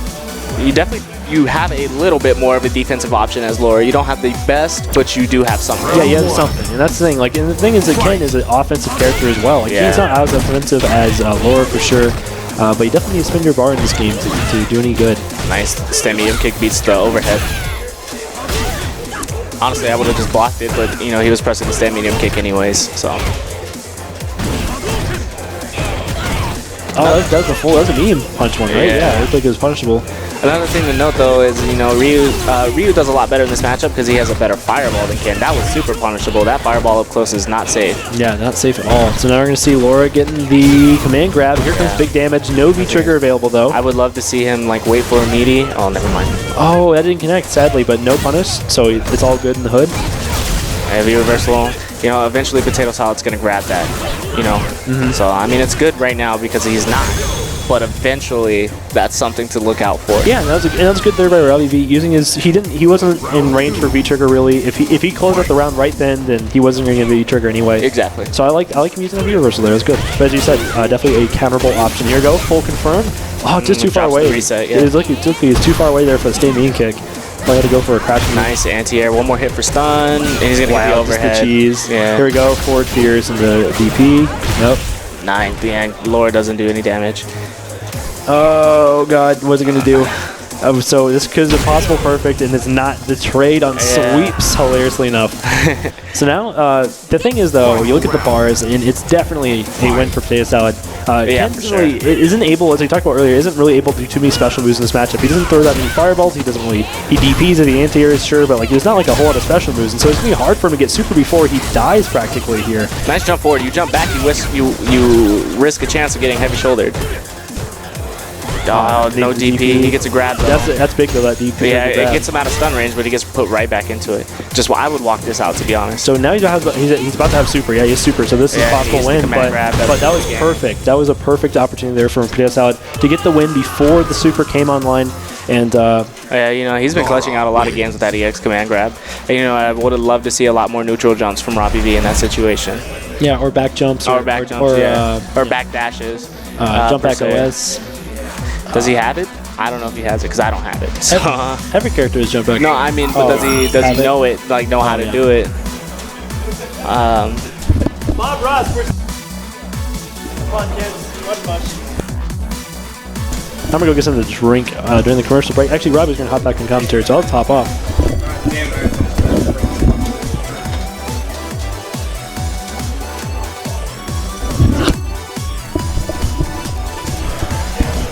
And that's why you don't give people free combos at the start of rounds. But you won that game, Rip. No, I didn't. You won the first game. No, I didn't. Oh, you didn't. I won the second one, and I lost that one because the damage I would have made up from the DPs. I was just missing DPs. I was getting a lot of crouch. Oh yeah, I saw would have that. won. Would have won the round. So those were DPs. Yeah, they were definitely DP. I don't anti-air with anything else in this game that I don't have to if I have a goddamn Shoryuken. Yeah. Which is probably the cardinal sin of Street Fighter V, to be honest. But not for Ken. I think Ken has to anti-air DP. Yeah, he gets that or crouch fear sometimes. Sometimes. Double asterisk, triple star. But now we have the scumbag Usagi Ryu, aka Blake, aka Trey, aka Sensei Guy, not letting other players be ready before he hits the start button. His secret tech. Rip. So, Dude, that's what the thumbs up is for. That's disrespectful, I didn't give dude. I didn't give it, and he played. Man, kick him out of your tournament, dude. You know, he's bigger than me. I need to learn some of that MMA. Valteria will eliminate him. You're good. No, Valteria is looking to have his highest placing Street Fighter V tournament yet here at Top in the Shop. he got fifth. I said every week he improves a little bit, but now he's going against the wall of experience that is Sensei Guy. Yeah. And so a lot of this first match is really going to be probably Sensei Guy kind of testing the water, seeing what is Valteria not capable of, and what is he willing to commit to. Yeah. And also to figure out what he knows about the Alex matchup. Right. The Sensei Guy is really the only Alex we have here. Right. So, and he's very rare that we get to see him. So. Yeah, and I think you want to look at Alex like a half 0.3 step better Zangief. Yeah, for sure. As far as like what the game plan of Street Fighter V entails, with meaties and setups, whatnot, that's kind of where Geef might be a little bit more limited. Yeah, you see it. Sensei Guy found out he can just dolphin dive for free without taking a big punish. Well, he did and it twice. I mean, yeah. What is one of Vega's big weaknesses is no consistent anti-air. Yeah, but he blocked. That dolphin dive is super punishable. Yep. And he just went for jabs. Right now, supposed to mix up. Oh, nice. Here's the thing: you're not gonna get away with free dashes against Sensei Guy. No, the crouch literally medium punch is probably So the most good. active, like best range medium button. Yeah. And you don't really get anything off of it, but it is a stop sign button. Right, but check this out. Valteria, the newcomer, just took the first round against Sensei Guy. Yeah.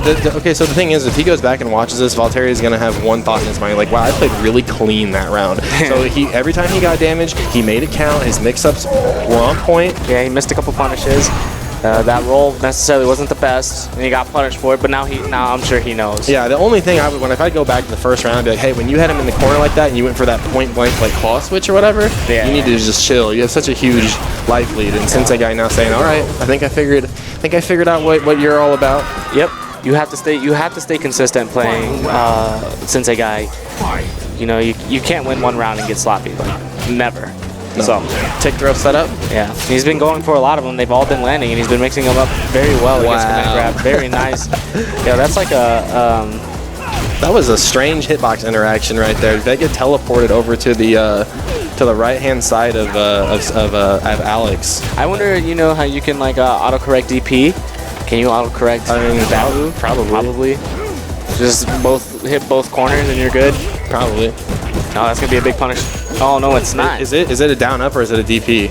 It's a flash kick. It's not. No, it's not even a flash so it's kick. an input. It's an input. Yeah. Oh yeah, well then you can totally autocorrect. I think it's actually like a fireball kick. Oh yeah, then you can totally input it.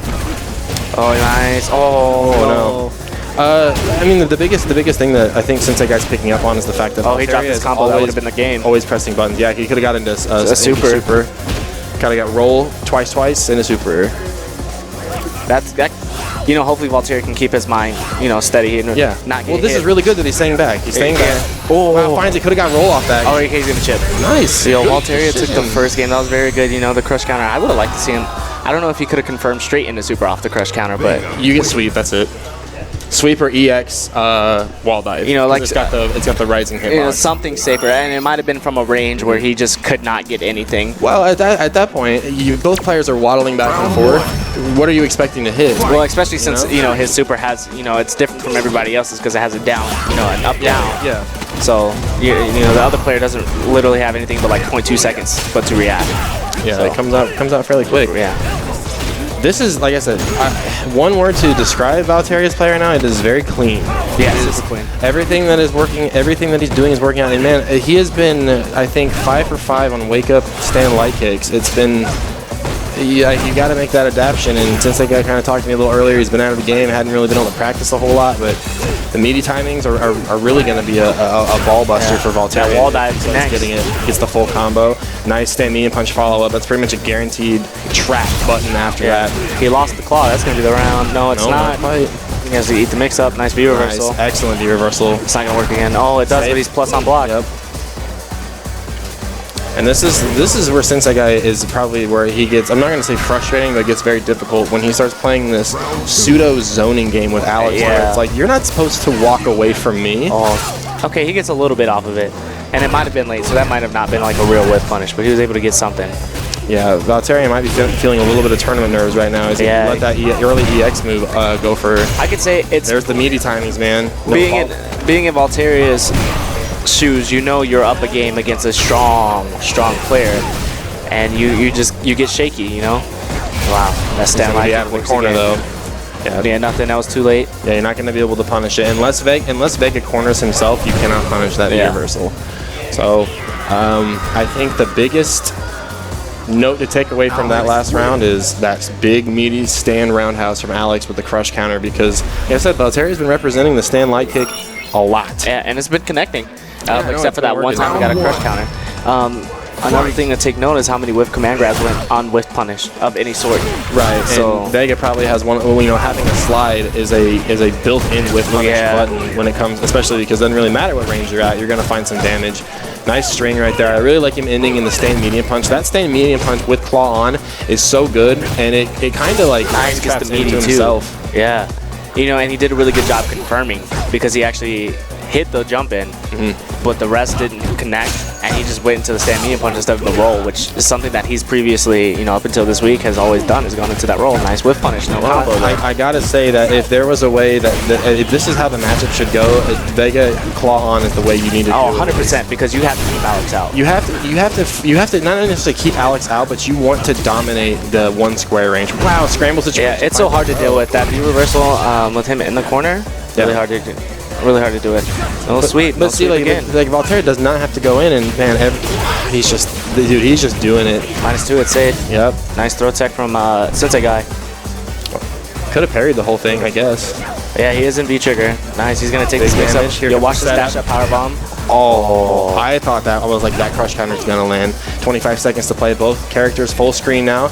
Very good from Vault. Oh, he used to jump in. He got caught dashing. He overextended. Yeah, he overextended. That's the word right there, and that comes with experience. Yeah. You know when doing nothing is the best button in your arsenal. It's also very hard to throw. It's also very hard to throw Sensei Guy. Yeah, that's a lot of conditioning. You don't. It takes a lot of conditioning to throw him. Yeah. A lot of mix-ups. And, you know, we were talking about how you have to play this matchup, or you want to play this matchup with claw on. And it doesn't make for the grab mix-ups, the command grab or the grab mix-ups. The thing is like where I was going to go with that, with the not necessarily keeping Alex out, but trying to dominate that one square range, is because you want to get all those little damages that you can before your claw has to come off, like no questions asked. Right. Sensei Guy showing he's going to deal with that consistently. It's a tick throw setup. Yeah, it was either a tick into command grab or a tick into throw. I think that is that is the best Street Fighter 5 that I think I've ever seen Valteria play, so props to him. Yeah, Valteria played really well, you know, and like I said, when you take a round against, or a game against somebody of that caliber, nerves start to kick in, especially when you're a new player like Valteria. Yeah. And he, you know, plays really well. That's 5th place, I believe, 4th place. That's why you come out to weeklies, because even though you're not earning Capcom Pro Tour points, you're not earning a gigantic sum of money, but you are still putting the same stress and the same situations on the line that you would when you find yourself at a Combo Breaker, right, or you know, even Evo. Every year I gotta go to Evo, I always get paired against the guy who looks at me and goes, "Is this your first tournament too?" Nah, B. Nah, dog. I run tournaments. And I lose the first round, but I'm not. You know, it's like, okay, this is what is today? It's just a Saturday, whatever. Yeah. No big deal. Top of the Shop was 2 days ago. So, Yeah. another reason to come out and support your local fighting game scene and get involved with the community, because I guarantee you the stuff that we saw Valteria do, and as well as he played in that match, he's not going to get that playing online. And another thing is that Valteria is really good about going back and watching. Yeah. Really good about going back and watching. And I think me and you, we critiqued it really well. And, he learns and he adapts. It might not I be, critiqued it well. Okay, you can shut up. I think that he learns bit by bit by bit, and it's not as fast paced as most would, or as he would No, like I think it. it's a great pace. Not as fast as he would like it, but it is a great pace. That's what I say is it's always every week with Valteria. It's a little bit, and a bunch of these little bits eventually turn in, a bunch of these little progressions eventually turn into progress. And it's a road everybody in this room has had to go down and shape for themselves. But now we're back into potato salad, and Sensei Guy lost both these players tonight. So who's gonna fraud who out harder? I don't know. Stay tuned. So, like I said, potato salads. His Laura is strong because of this Laura range he plays. This neutral with Laura, with a character that you wouldn't necessarily say that Laura has a good neutral, because people are going to be like, if you're going to play Laura as neutral, why don't you just play Chun-Li? Yeah. But since Potato Salad makes it work. So Meaty trying to find a way in, and the momentum, the character, that is what a lot of what Laura Matsuda is. Yeah. When she's got this momentum, this constant 50-50, constant 50-50, constant high-low, that's when things get really dangerous in a hurry. And so Sensei Guy waiting back. Wow. Oh, yeah, no. that was not necessarily the best decision. That move does recover really fast. Yeah, it was. It looked good on paper. Like, wait, Laura threw a fireball, and I did my anti-fireball move. How come this didn't work out? Nice neutral jump. Is he gonna get big damage? Reset. Oh no, it just went for the powerbomb. I like it. Puts Laura in the corner. I put the guaranteed damage. Yeah, I like that a lot. Here's the momentum. Yes. The mix-ups, man. The gears just switched. Yeah. Everything, all the coins were coming up tails, and Sensei Guy snatched those coins out of the air, slammed them on the ground, and they were all Alex. That's the thing, man. Both these characters ride momentum super hard. Yeah, I think, and as far as these guys play, kind of actually very similar. They're a lot of previous fighting game experience, so they know when to take their foot off the gas. Yeah, man, good damage. Wow. He had to get caught pressing a button. That's what had to happen. Yeah, well, when both these characters get to this 0.5 range, 1 square range, they both become like, who's gonna get damage? We're gonna catch the end of that dash? Yeah. Absolutely not. We're gonna catch a big fist to the top of the head. Yeah, here's where Sensei Guy is gonna excel against Potato Salad, is his ability to adapt to the player and how the player plays the character. So you see, he Potato Salad had a very strong start that first round, and then it was just gone. Like Sensei Guy plays guile in every character he plays. Like, he wears you out because he's just sitting here, and he's just sitting here, and he's just playing defense, and you're like, why do I have half health? He hasn't done anything. He's literally been in the same spot. Yeah, he's been in the same spot. He's been holding the same area the whole time, and he's playing Alex, and then you're dead, and you're like, but what? Okay. What did I do? Yep, gets hit. What did I not get to do is more like the question. Yeah. So, double throw, man. These mix-ups. Nice, he's going for the meaties. That's going to be a big no. It's not. If he just goes for the grab punish. See, look at him. Like, this is that range where I'm just going to chill. Like, look, there's a little bit. There's a little bit. Laura doing her thing. Yeah, one hit. Oh, no. Scramble situation. Power bomb or hyper bomb, whatever one it is. If your hit confirms not on point, you're going to get blown up. That 3-frame jab of Laura's so good. So, yeah, media's got to be on point for sure. Oh my gosh! To be honest, really just want to see Potato Salad do a whole lot of nothing. I think he's looking for the dash up EX command grab. But you're not gonna look. Crouch, punch it. Yeah. There what was a call. You're a god. And every time he would do it, because I tell myself I can't react to the throw, right? I have to react to the dash. Yeah. And you have to see the yellow. I would start throwing. Yeah, I would start doing a throw, and I would always get scooped by him. No matter what. You just gotta jump, dog. I know. I needed to start either challenging or just back dash. No, jump, because you get a full punish. Yeah, I wasn't. I was trying to beat it instead of evade it. All right. Well, Potato Salad getting a very big lead. Nice. Yeah. Nice walk back. You're either stunned or you're dead. Yeah.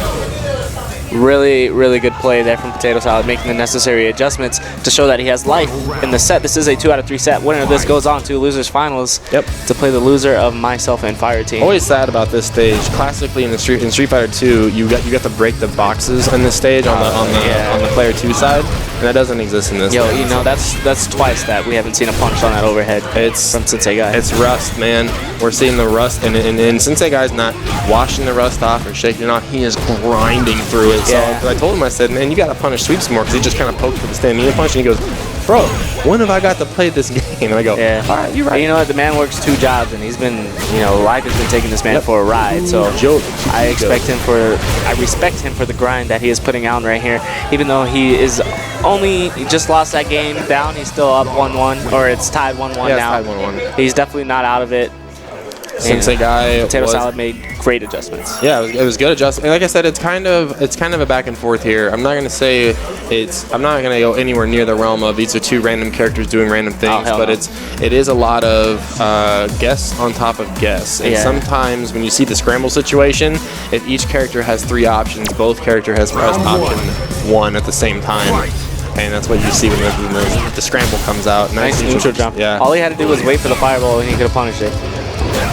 Instead, just traded with it. A little crush counter sweep. Laura's gonna get a mix up. That was so far away. That was almost 3.5 squares away just because of how the hitboxes crossed. Nice. Excellent DP. I like that a lot. Go for a regular grab, the safe option. If they jump, you punish it. Well, it's hard to react to, because I mean even when you have players in the corner and they're trying to neutral jump, a lot of players here in our scene don't punish that. They just let you neutral jump. Yeah. So right now, Potato Salad's got this momentum. He's trying to push it in. He's sitting over here. He's laughing.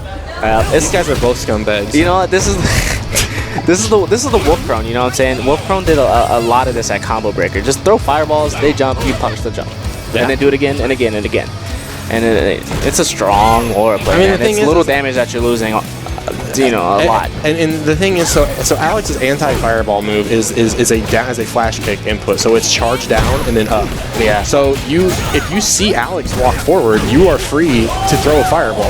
Yeah. If you see him walk backwards, you are free to throw a fireball. Yeah, Lariat is not the answer. This is going to be the game. Super up. Straight into super. Lariat's not the answer in that sense, just because the startup was too small. He blocked the overhead, but the startup was way too long for him to get a proper punish off of it. Ray, Sean, and Fire Team, winners finals, please. Bob Ross 1, Potato Salad 2. Good stuff to both guys.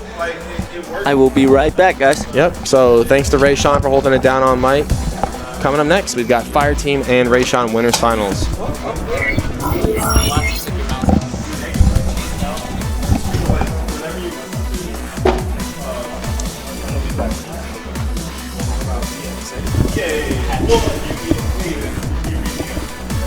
All right. Joining me on commentary now, Mr. Valteria. Hey man, great set against Sensei Guy earlier. That was the cleanest Street Fighter I've ever seen you play.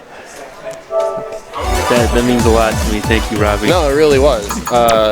You made when you had opportunity, you made the opportunity count. And I always say every week is your success is built on small little blocks.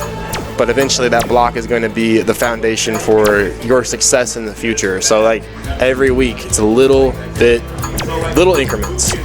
So we are winners finals here. Ray Sean been playing the nuttiest Nikali I've seen on the complete opposite spectrum of this. Ray Sean's been playing the nuttiest Nikali that I've seen him play. He's playing very disrespectful Nikali against you. You kept looking over at him like, are we playing Street Fighter or are we trying to get that LP right now? You got me with the wake up super, so yeah, I know what you mean. I saw a look on your face and I was like, man, if that would happen online, Valteria would be on KCS Arcade and he'd be like, I just played against the scrubbiest random Nikali I've ever seen in my life. This is winner finals. If you're not familiar with a double elimination bracket, he didn't jump enough. 3 out of 5. He jumped all the time on you. He was jumping a lot, dude. He was like I said, he was playing scumbag. He's playing scumbag on you. Yeah, but the players you're talking about online are the guys who it's like their joystick is broken and stuck in the up position. I mean, jumping and jumping and jumping. I love jumping against Vega. What's he gonna do about it? You know? Standing roundhouse, you know. Rip.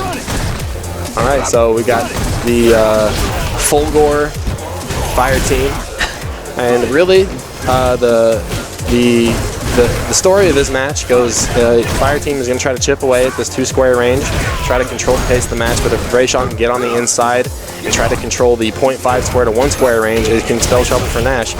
Fire Team very adept at switching gears, going from that zoning style to the rush down. And that's to say, Rayshawn's been really experimenting a lot with the cross unders. Big damage from Fire Team. Here I am, the Virgil combo, meaty fireball, nice shimmy, straight into super. He's like a mad scientist. It seems like his entire playstyle just revolves around sticking you in the corner and keeping you there. Yeah, I mean that is basically Street Fighter 101. Is if you have the other player in the corner, you are at a automatic advantage no matter what. You are always at an advantage. The only time that does not apply is if you were playing against Diminion's Guile circa Street Fighter 4, where he was arguably stronger with his back to the wall. Oh man, unfortunate missed anti right now, Rayshawn. Oh, just as I say that, slips away. Try and take advantage of that strong dash. Got to stay in with the disc guidance. Wow, narrowly missing. Almost dashed straight into that stand roundhouse. Would have been a crush counter. Spins the meter. Gonna convert. Nikali is on a super. Will Rayshawn burn at the side of the fireball? Right here, here's the confirm. He's gonna go straight into it. I completely agree.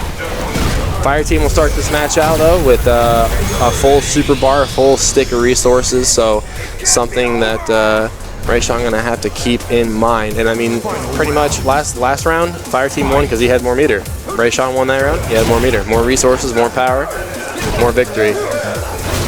Chipping away early. That's what you want to do with Nash early on. Anytime you can score these little hits while you're playing the runaway game is all the more impactful for the long run.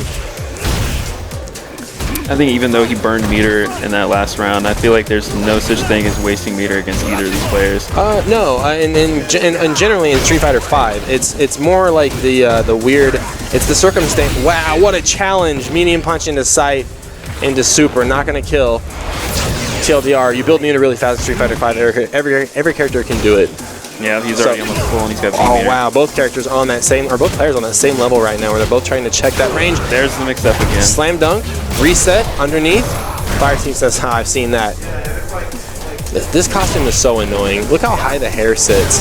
It covers people's health bars. Yeah, that's garbage. Wow, finds a low forward. The best low forward in the game, arguably. There's no way to interact with it. Nash wins. No way. Not even the overhead?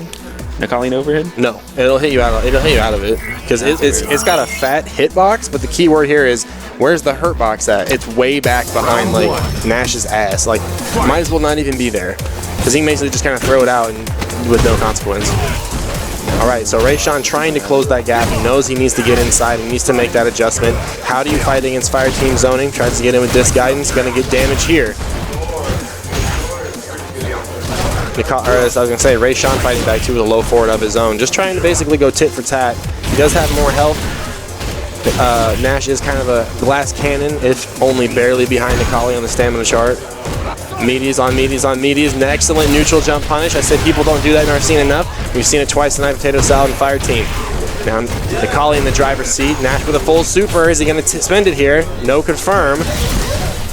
Yeah, just use it to get out of trouble. And now Nikali playing this keep away game. 50 seconds to play, finds a B skill under the Sonic Boom, no chip, and that is gonna do it. That's a heartbreaker for Rayshawn for sure. I wouldn't have been surprised if he went for that chip. Yeah, and you know, props to the Fire Team for keeping that mental focus there, and he's gonna start things right off with the super. And this is exactly what you're talking about earlier. Burn that super early, make it count. You're gonna get that meter back.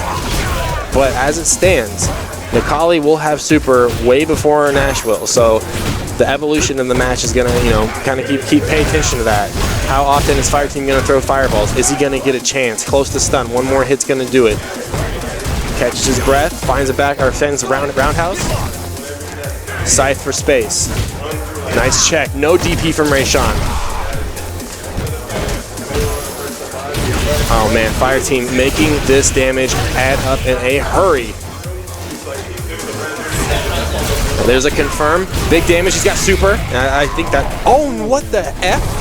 That's that rust from not playing for a week. What the heck? All right, so where's the tournament experience going to come in here? Burning a bar and finding the overhead? Rayshawn, you can calm down. It is a 3 out of 5 set, though. He still has a chance. He still he needs to slow down. has a chance. He needs to keep that health lead he keeps getting. Yeah, if I'm Fire Team right now, I'm going, thank God that super did not hit. Man, that is a... That Fire Team catches a break on that. So Fire Team switching the gears on this high-performance sports car. He has his fighting game skill where he's like, I'm just going to wait now. Because both players were very active in the 2-square range. Big damage incoming. We always talk about Nash does not do a lot of damage until... What is this leapfrog garbage game? Games for Windows Live. Free to play. I don't know. Interesting way to build meter with the 2 tragedy assaults back and forth. Josh is over here like laughing. I completely agree with him. What is this? I hate Fire Team. I feel like that's something he's practiced. I mean, yeah, it's like classically you get that stun, you want to build as much meter as possible. The most minimal anti-air that ever did anti-air. Use that Sonic Boom to cover. Rayshawn not having it. Get in the corner. The Rayshawn classic. Stand light kick +3 on meaty. And now the mix-ups are so real right now. Nash kind of has to weather the storm. He's got trigger on deck. Will he use it? Wow, find the crush counter again. Rayshawn still in control here. Same situation. Going for the damage. Looking for a stun. There's the overhead. Close the round out. Absolutely. Yeah, it's looking pretty evident that he hasn't been able to play a lot this past week, but he's still really scary. I mean, he's outside of his match with you. He's been playing like the most like just basic, just kind of fundamental Nikali good stuff. Yeah, he had no respect for me. It was all over. Hey man, I'm just calling it like I see it. I mean, that just happened. We go, you know, I don't think this player can deal with it. But right now, RTY looking to get on the board here. He's 1 hit confirm away. Fire Team's gonna take it. So, or Fire Team's gonna eat it. Rayshawn shaking his head. He said, "Okay, I'm in there. All right, I made the adjustment." But Fire Team still has plenty of room to breathe here in this winners finals. Up 1 game. Thinking about it, I would like to see Fire Team just stick to Nash. It's kind of one of those things where I don't know. A bunch of neutral, bunch of damage out of neutral is kind of where that came from, and Nikali being the damage monster he is, Rayshawn making it count, and he's able to land those hits. So going to Ryu here, even if this doesn't necessarily work out, going to Chun-Li, okay. This is my character. I don't know. I don't think Fire Team's going to commit to a character change. I think he's just thinking about it right now. Oh, well, he's locked in on the Ryu. Oh. I don't know how I feel about that change. I feel like he was doing just fine with Nash. Yeah, I mean, if Fire Team is able to pull out a game, which he is, he's definitely played Ryu against Rayshawn in the past with success at the tournament level. I mean, basically, all this change means is Fire Team is gonna have a get off me button with the Shoryuken, as you just saw. Yeah. Big damage incoming. We'll take those. Wow, knocking on the door with that stand medium punch, finds the counter hit. Medium punches of Rayshawn's own incoming. No anti-air on this jump light kick. Capcom, please nerf. The hair is so annoying. Nikali is a cool character, don't get me wrong. He's cool, he's edgy, he's yeah. But damn, his character design as a 2D fighter just needs to be toned the F down. Wake up, Harry. I feel like he'd be just as cool if he just had shorter hair. Yeah. Wow, nice defense by Fire Team. Cancel on the trigger though. This is so dangerous. The thing is like what I was gonna comment on is I would like to see in Fire Team the reversal to deal with that situation instead of going for the safe sweep. Oh, no anti-air. Wow, that's an accidental super. Fire Team not the kind of guy to just mash out. Look at this free damage. What is Rayshawn mentally stun guard? It had mental stun right now. No anti-air. Wow, those dive kicks really sending a message like, hey boy, you better DP me or else you're not getting damage. Wake up jab. He's not on point. Rayshawn finding some damage. Wow, wake up DP. Fire Team playing with the heart right now. Yeah, there it is. You have to DP dive kicks. You have to DP dive kicks. They are built to wreck your crouch normals, your anti-air normals. Fire team gotta pay attention though. Rayshawn is right now, he's sniffing around. He goes, throw a fireball, throw a fireball, do another one. Wow, nice mix up right point blank. Wow, excellent combo off the counter hit. Checking with stand light kick. All right, meters off the board. Kali gonna have about a 20% life lead. He's got no meter though. Yeah, no meter. Not that Nakali's really going to need it in this situation. He has the corner control. A hit confirmed by Fire Team will probably result in a super. Finds a crush counter. Going to use the dash to get out. Wow, shimmy. Ooh, unable to finish the combo. Both players a little scrambling around. I like the double dash back, the break. Very anime-esque. Oh, no. God, that is so dumb. Stand jab. Damage. Damn. Yep, caught all the way back up. I think if Rayshawn takes this round, he's going to switch back to Nash. Yeah. So Fire Team trying to let that stun bar deplete. Any trade right now is in Nakali's favor, except for that one. Oh, it killed. That was real close. Yeah, Fire Team with a little bit of a fist bump. Rayshawn, stay on. Potato salad and Rayshawn. Potato salad and Rayshawn. Oh man, that was down to the wire. Fire Team clutching it out. Fire Team says his weakest aspect of this game is his no clutch zone. Well, the boy just clutched it out. Well, Rayshawn's the one that put Potato Salad in the loser's bracket, so I think we could possibly see him coming back again. Well, last week Potato Salad defeated Rayshawn in the bracket, so of which Rayshawn then was sounded off very very loudly about how he feels about the Laura matchup. And see if Potato Salad can pull it out again this week. Oh man, shut up, Rayshawn. No, like those first games, I was trying to do overhead, and he probably would have blocked it anyways. But I kept on getting this guidance.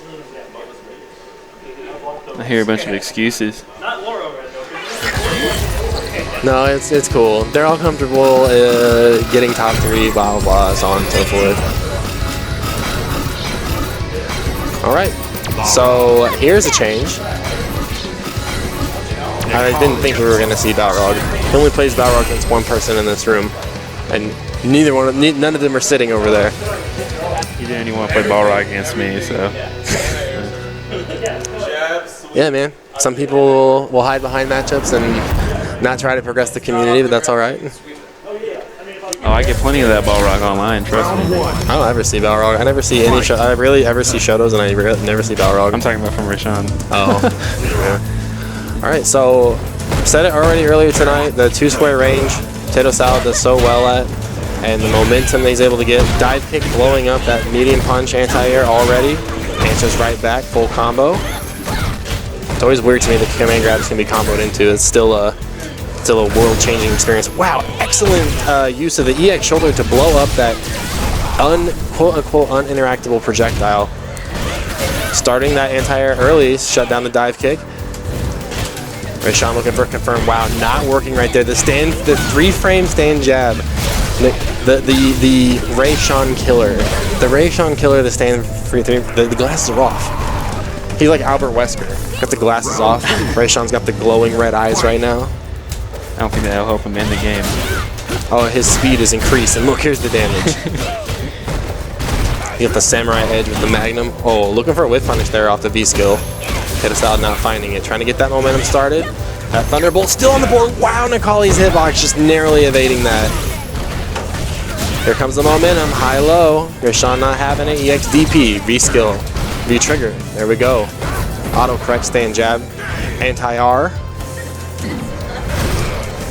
The classic cancer. Wow, stuffed the disc guidance early. That was weird. You can barely see the startup frames. Here's where Potato Salad gets so very dangerous and finds an overhead. Rayshawn on ahead, like, all right, yeah, I was looking for jump back, because whenever we talked about the lower matchup earlier, it was like, hey, he's going to neutral jump some more. So you saw him putting his own advice to practice right there, and unfortunately just didn't pay off because Potato Salad with the read right there, trying to catch that overhead. 3 out of 5 set though for losers final. Still plenty of time for Rayshawn to bounce back. Still plenty of time for Potato Salad to pull some tricks out. I haven't seen yet. Like I said, there's nothing like particularly tricky or crazy about Potato Salad's lore. It's a consistent mess. It's It's damage when he needs it, and it's momentum is his greatest offense when combined with this just kind of frustrating tit-for-tat neutral that he's able to put out. I think his strongest point is that he's able to read his opponent really well and adjust. Well, that's where the momentum comes in for Laura, because it's once she does get those resets. Man, that is some effing tech right there. Throw a fireball out, because most human reactions, especially if you have a projectile, you're like, oh, she's got a fireball out, I'm going to throw a fireball. But as fast as that it recovers, he's able to answer right back with that EX shoulder. Get him some space and get him some damage. Big jump in, too far away to convert, still poking away. Big overhead. Wow, finds a crush counter. That was great. Really, man. I said the neutral jump acting in Potato Salad's favor that time. I don't think he's falling for it. Oh no, I think that was supposed to be dash forward command grab, and he got the shortcut for DP instead. I don't know. I'm just guessing, but Potato Salad trying to put the 2 up here. Finds a early Thunderbolt with the throw. And Sean not having it. You have momentum now. Yep, finds a way out of the corner, musical chair, switching sides. Punish that. Looking for damage, doesn't want the throw, wants the damage. Wow, man. These reactions are very good by Potato Salad right now. And the thing is if you're watching at home and you're like, wow, he's like 4 for 4 on these EX shoulders through Fireball. Earn space before you get to press buttons. You earn space and you make it look attractive to throw a fireball there. And that makes your mental stack of your decision making basically trickle down to just a couple options instead of an entire bag of tricks. And like I said, it always starts out with spacing first. That's what you want to pay attention to, is not these godlike reactions. These players are so godlike. There's a little, once you pull the curtain back from the smoke and mirrors, it makes a little bit more sense. This is the moment I'm talking about. When it comes to the brand of Potato Salad and what Laura's got, and these low pokes, command grabs, and then an overhead, and then another poke, and you're just kind of like, stop. You're not really getting like blown up by like a 12-hit combo. You're just getting blown up by like stray 1-hit, 2-hit, overhead, reset, regular throw. Oh wow, missed an anti-air. Caught him not blocking. Oh my god. Missed 2. Potato Salad's so good at finding just little cracks in your defense and just completely abusing it. But that's like I said, that's where the strength of his neutral comes from, is that without a strong neutral, like hey Watson, is that 2? So, that's where the neutral comes from, and that's what you're rewarded with by really playing to the strength of the ranges of your normal buttons. So. And that's how it adds up, man. And like I was saying earlier, whenever it was Sensei Guy versus Potato Salad, it was like a lot of you're playing the game, you're moving around, you look up at your health bar, and all of a sudden you're a half, and you're just like, when did this happen? And then they do get a explosive offensive read, and then you're dead. And that's all there is to it. You're not getting anything back. So Balrog switch for RTY. We don't see a lot of Balrog, just like we don't see a lot of Alex. So maybe going for the how much Balrog do you know? It looks like this match will be recorded on my PlayStation so I can watch it later. Oh boy. PS share, follow me on Facebook. So little notes about Balrog here is the range, actually this is a good pick because the range that, as I say that, is getting mauled right now. The range that Potato Salad specifically wants to fight at is actually a good range for dash punches to come in. It's just a matter of when can, I mean, this is it right here. You're going to see a lot of dash punches. They're not going to hit. It's going to be Potato Salad just running into them. Like, this range is hard to approach. You can't approach Balrog right there. Nice hit confirmed. Also, Balrog, the classic damage eraser. No matter how hard you hit him in these early stages of the game, he is always one V-trigger away from undoing your entire life. Misses the meaty. Balrog only with one 3-frame wake-up button, and that is his stand-light kick, that close gut punch. I think Laura's another one of those characters that's kind of weak when she's walking forward, and Balrog can really take advantage of that. Oh, absolutely. Balrog's hallmark has always been this. Strong defense wins a day. Balrog is always built like a house for that reason. Potato Salad, on match point, Ray Sean finds an early dash slower. Using the armor off, that's very hard to react to. I think it's only -2 on block. Oh my goodness. Like, those are that is as close to Laura gets as wake up DP. So it's got the same effect where you're just like, God, no matter what I do now, I'm getting armored. Look, he's just getting beat up. You see the counter hit light up over there, and Potato Salad is gonna take it. But I think the Balrog pick was solid for the range. Was solid for the range. Like I said, it all came back to the range of which Potato Salad is willing to fight at. And we saw early on it was dash punch, dash punch, dash punch. But Potato Salad made the adjustment of, all right, I'm just going to try to get in and I'm going to bully you to the max. Like, foot was down on the accelerator, did not let up. And Balrog not having a reversal, Balrog not having a get off me button outside of the reversal, kind of shows through, and that's why you see Balrog and the recent tier charts that have come out with like the X's or whatever, the graph, he's always like right in the middle. He's like kind of well-rounded, he's like kind of good, but he's also like kind of bad at everything else. Yeah. So here is a non-Fire Team Kong Grand Finals about ready to come at you guys.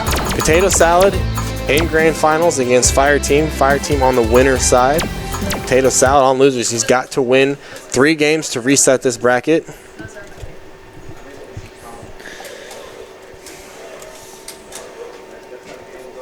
And Fire Team has kind of, I hate to say this when it comes to topping the shop and just these local tournaments, but Fire Team's kind of had his number lately.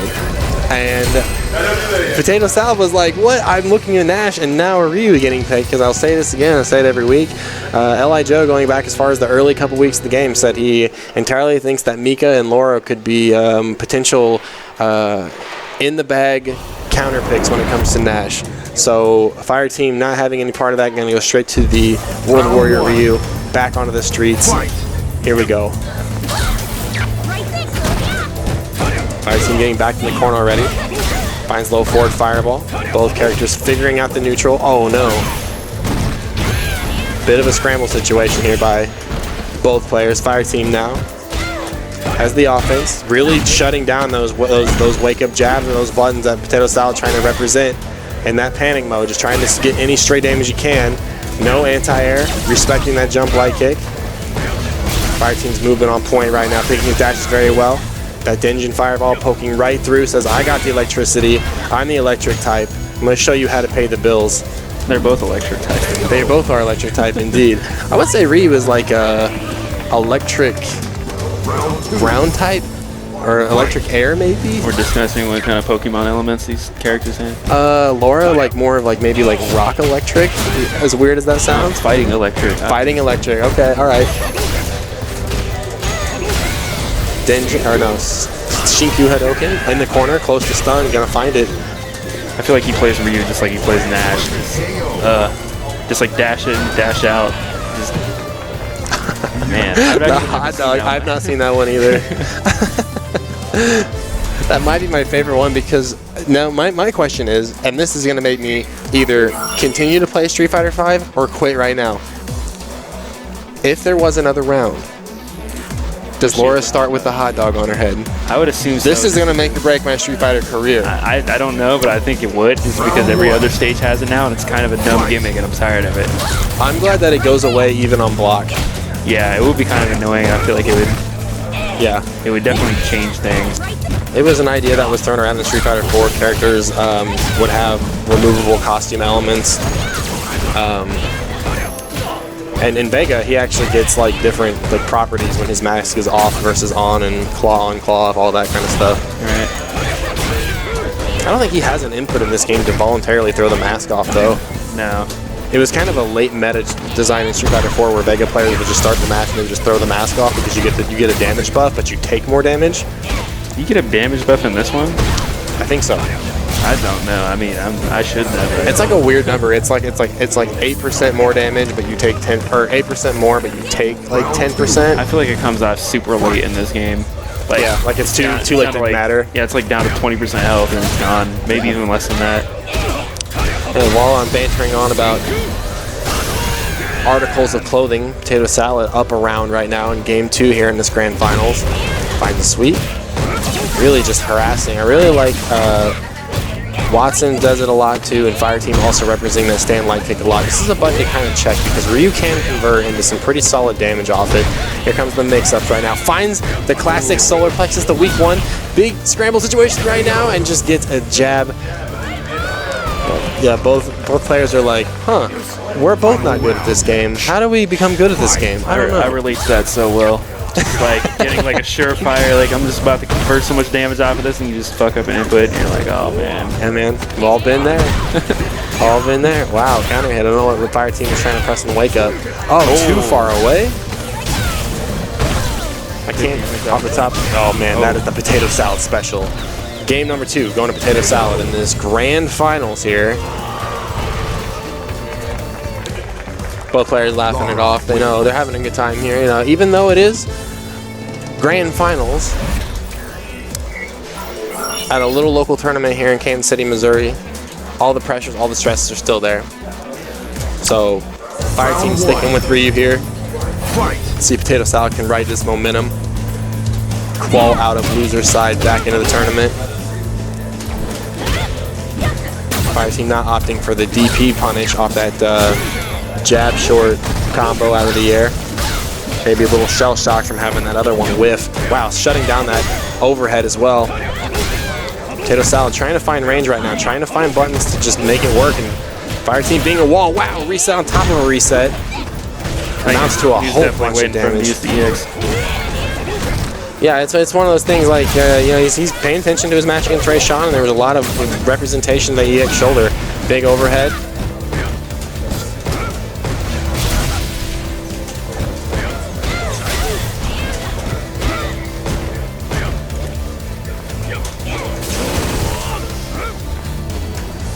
Back and forth right now.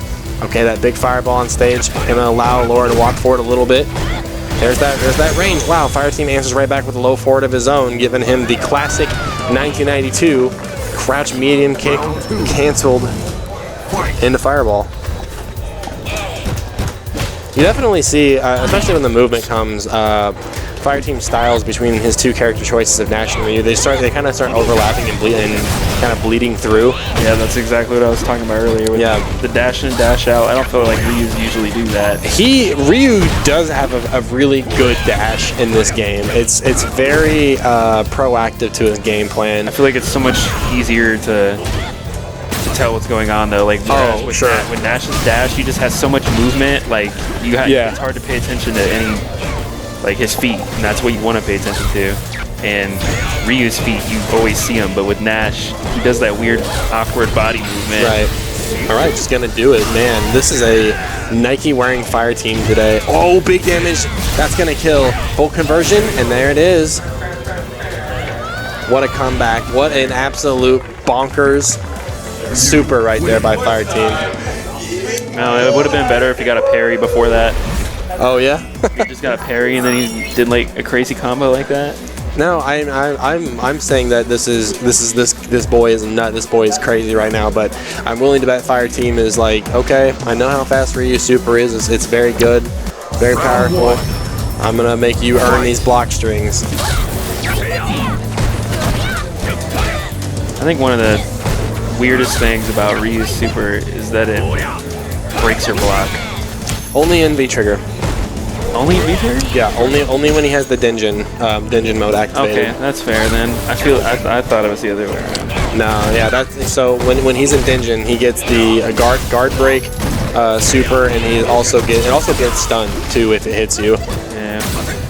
Which is weird. Normally supers and normally big special enders like that in Street Fighter series don't normally build block. The only one off the top of my head, I think Denjin Fireball from Gouken in Street Fighter 4 built stun, and I think Balrog's Ultra 2, the Buffalo Headbutt, also built stun. But I think those are like the only two that added onto the stun meter.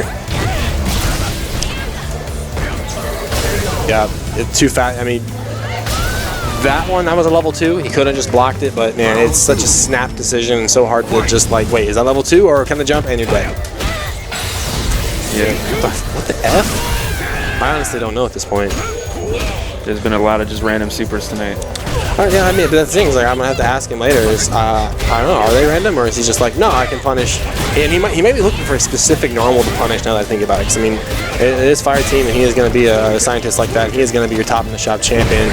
Not gonna give him not even give him the hot dog. It's gonna give him the old slam on the asphalt. So that is gonna do it for top in the shop tonight. Fire Team is your champion. Potato Salad coming in second. Ray Sean coming in third. You guys can follow along at home with that exclamation point bracket. Oh, that was a 3-0. Let me get that caught up really quick. So, before I ask Fire Team about those supers, it's either one, he's trying to punish a specific normal on block, or two, he's just crazy. Or three, he could be trying to DP. Well, all those supers were so early in the round that he was just like, who gives a shit? Like, yeah, I'll get the meter back. All right, so here's your top 8 for tonight. Fire Team taking first place tonight. Potato Salad a solid second. Third place RTY. Fourth place Bob Ross, that is Sensei guy. Glad to see him come out of his pseudo retirement.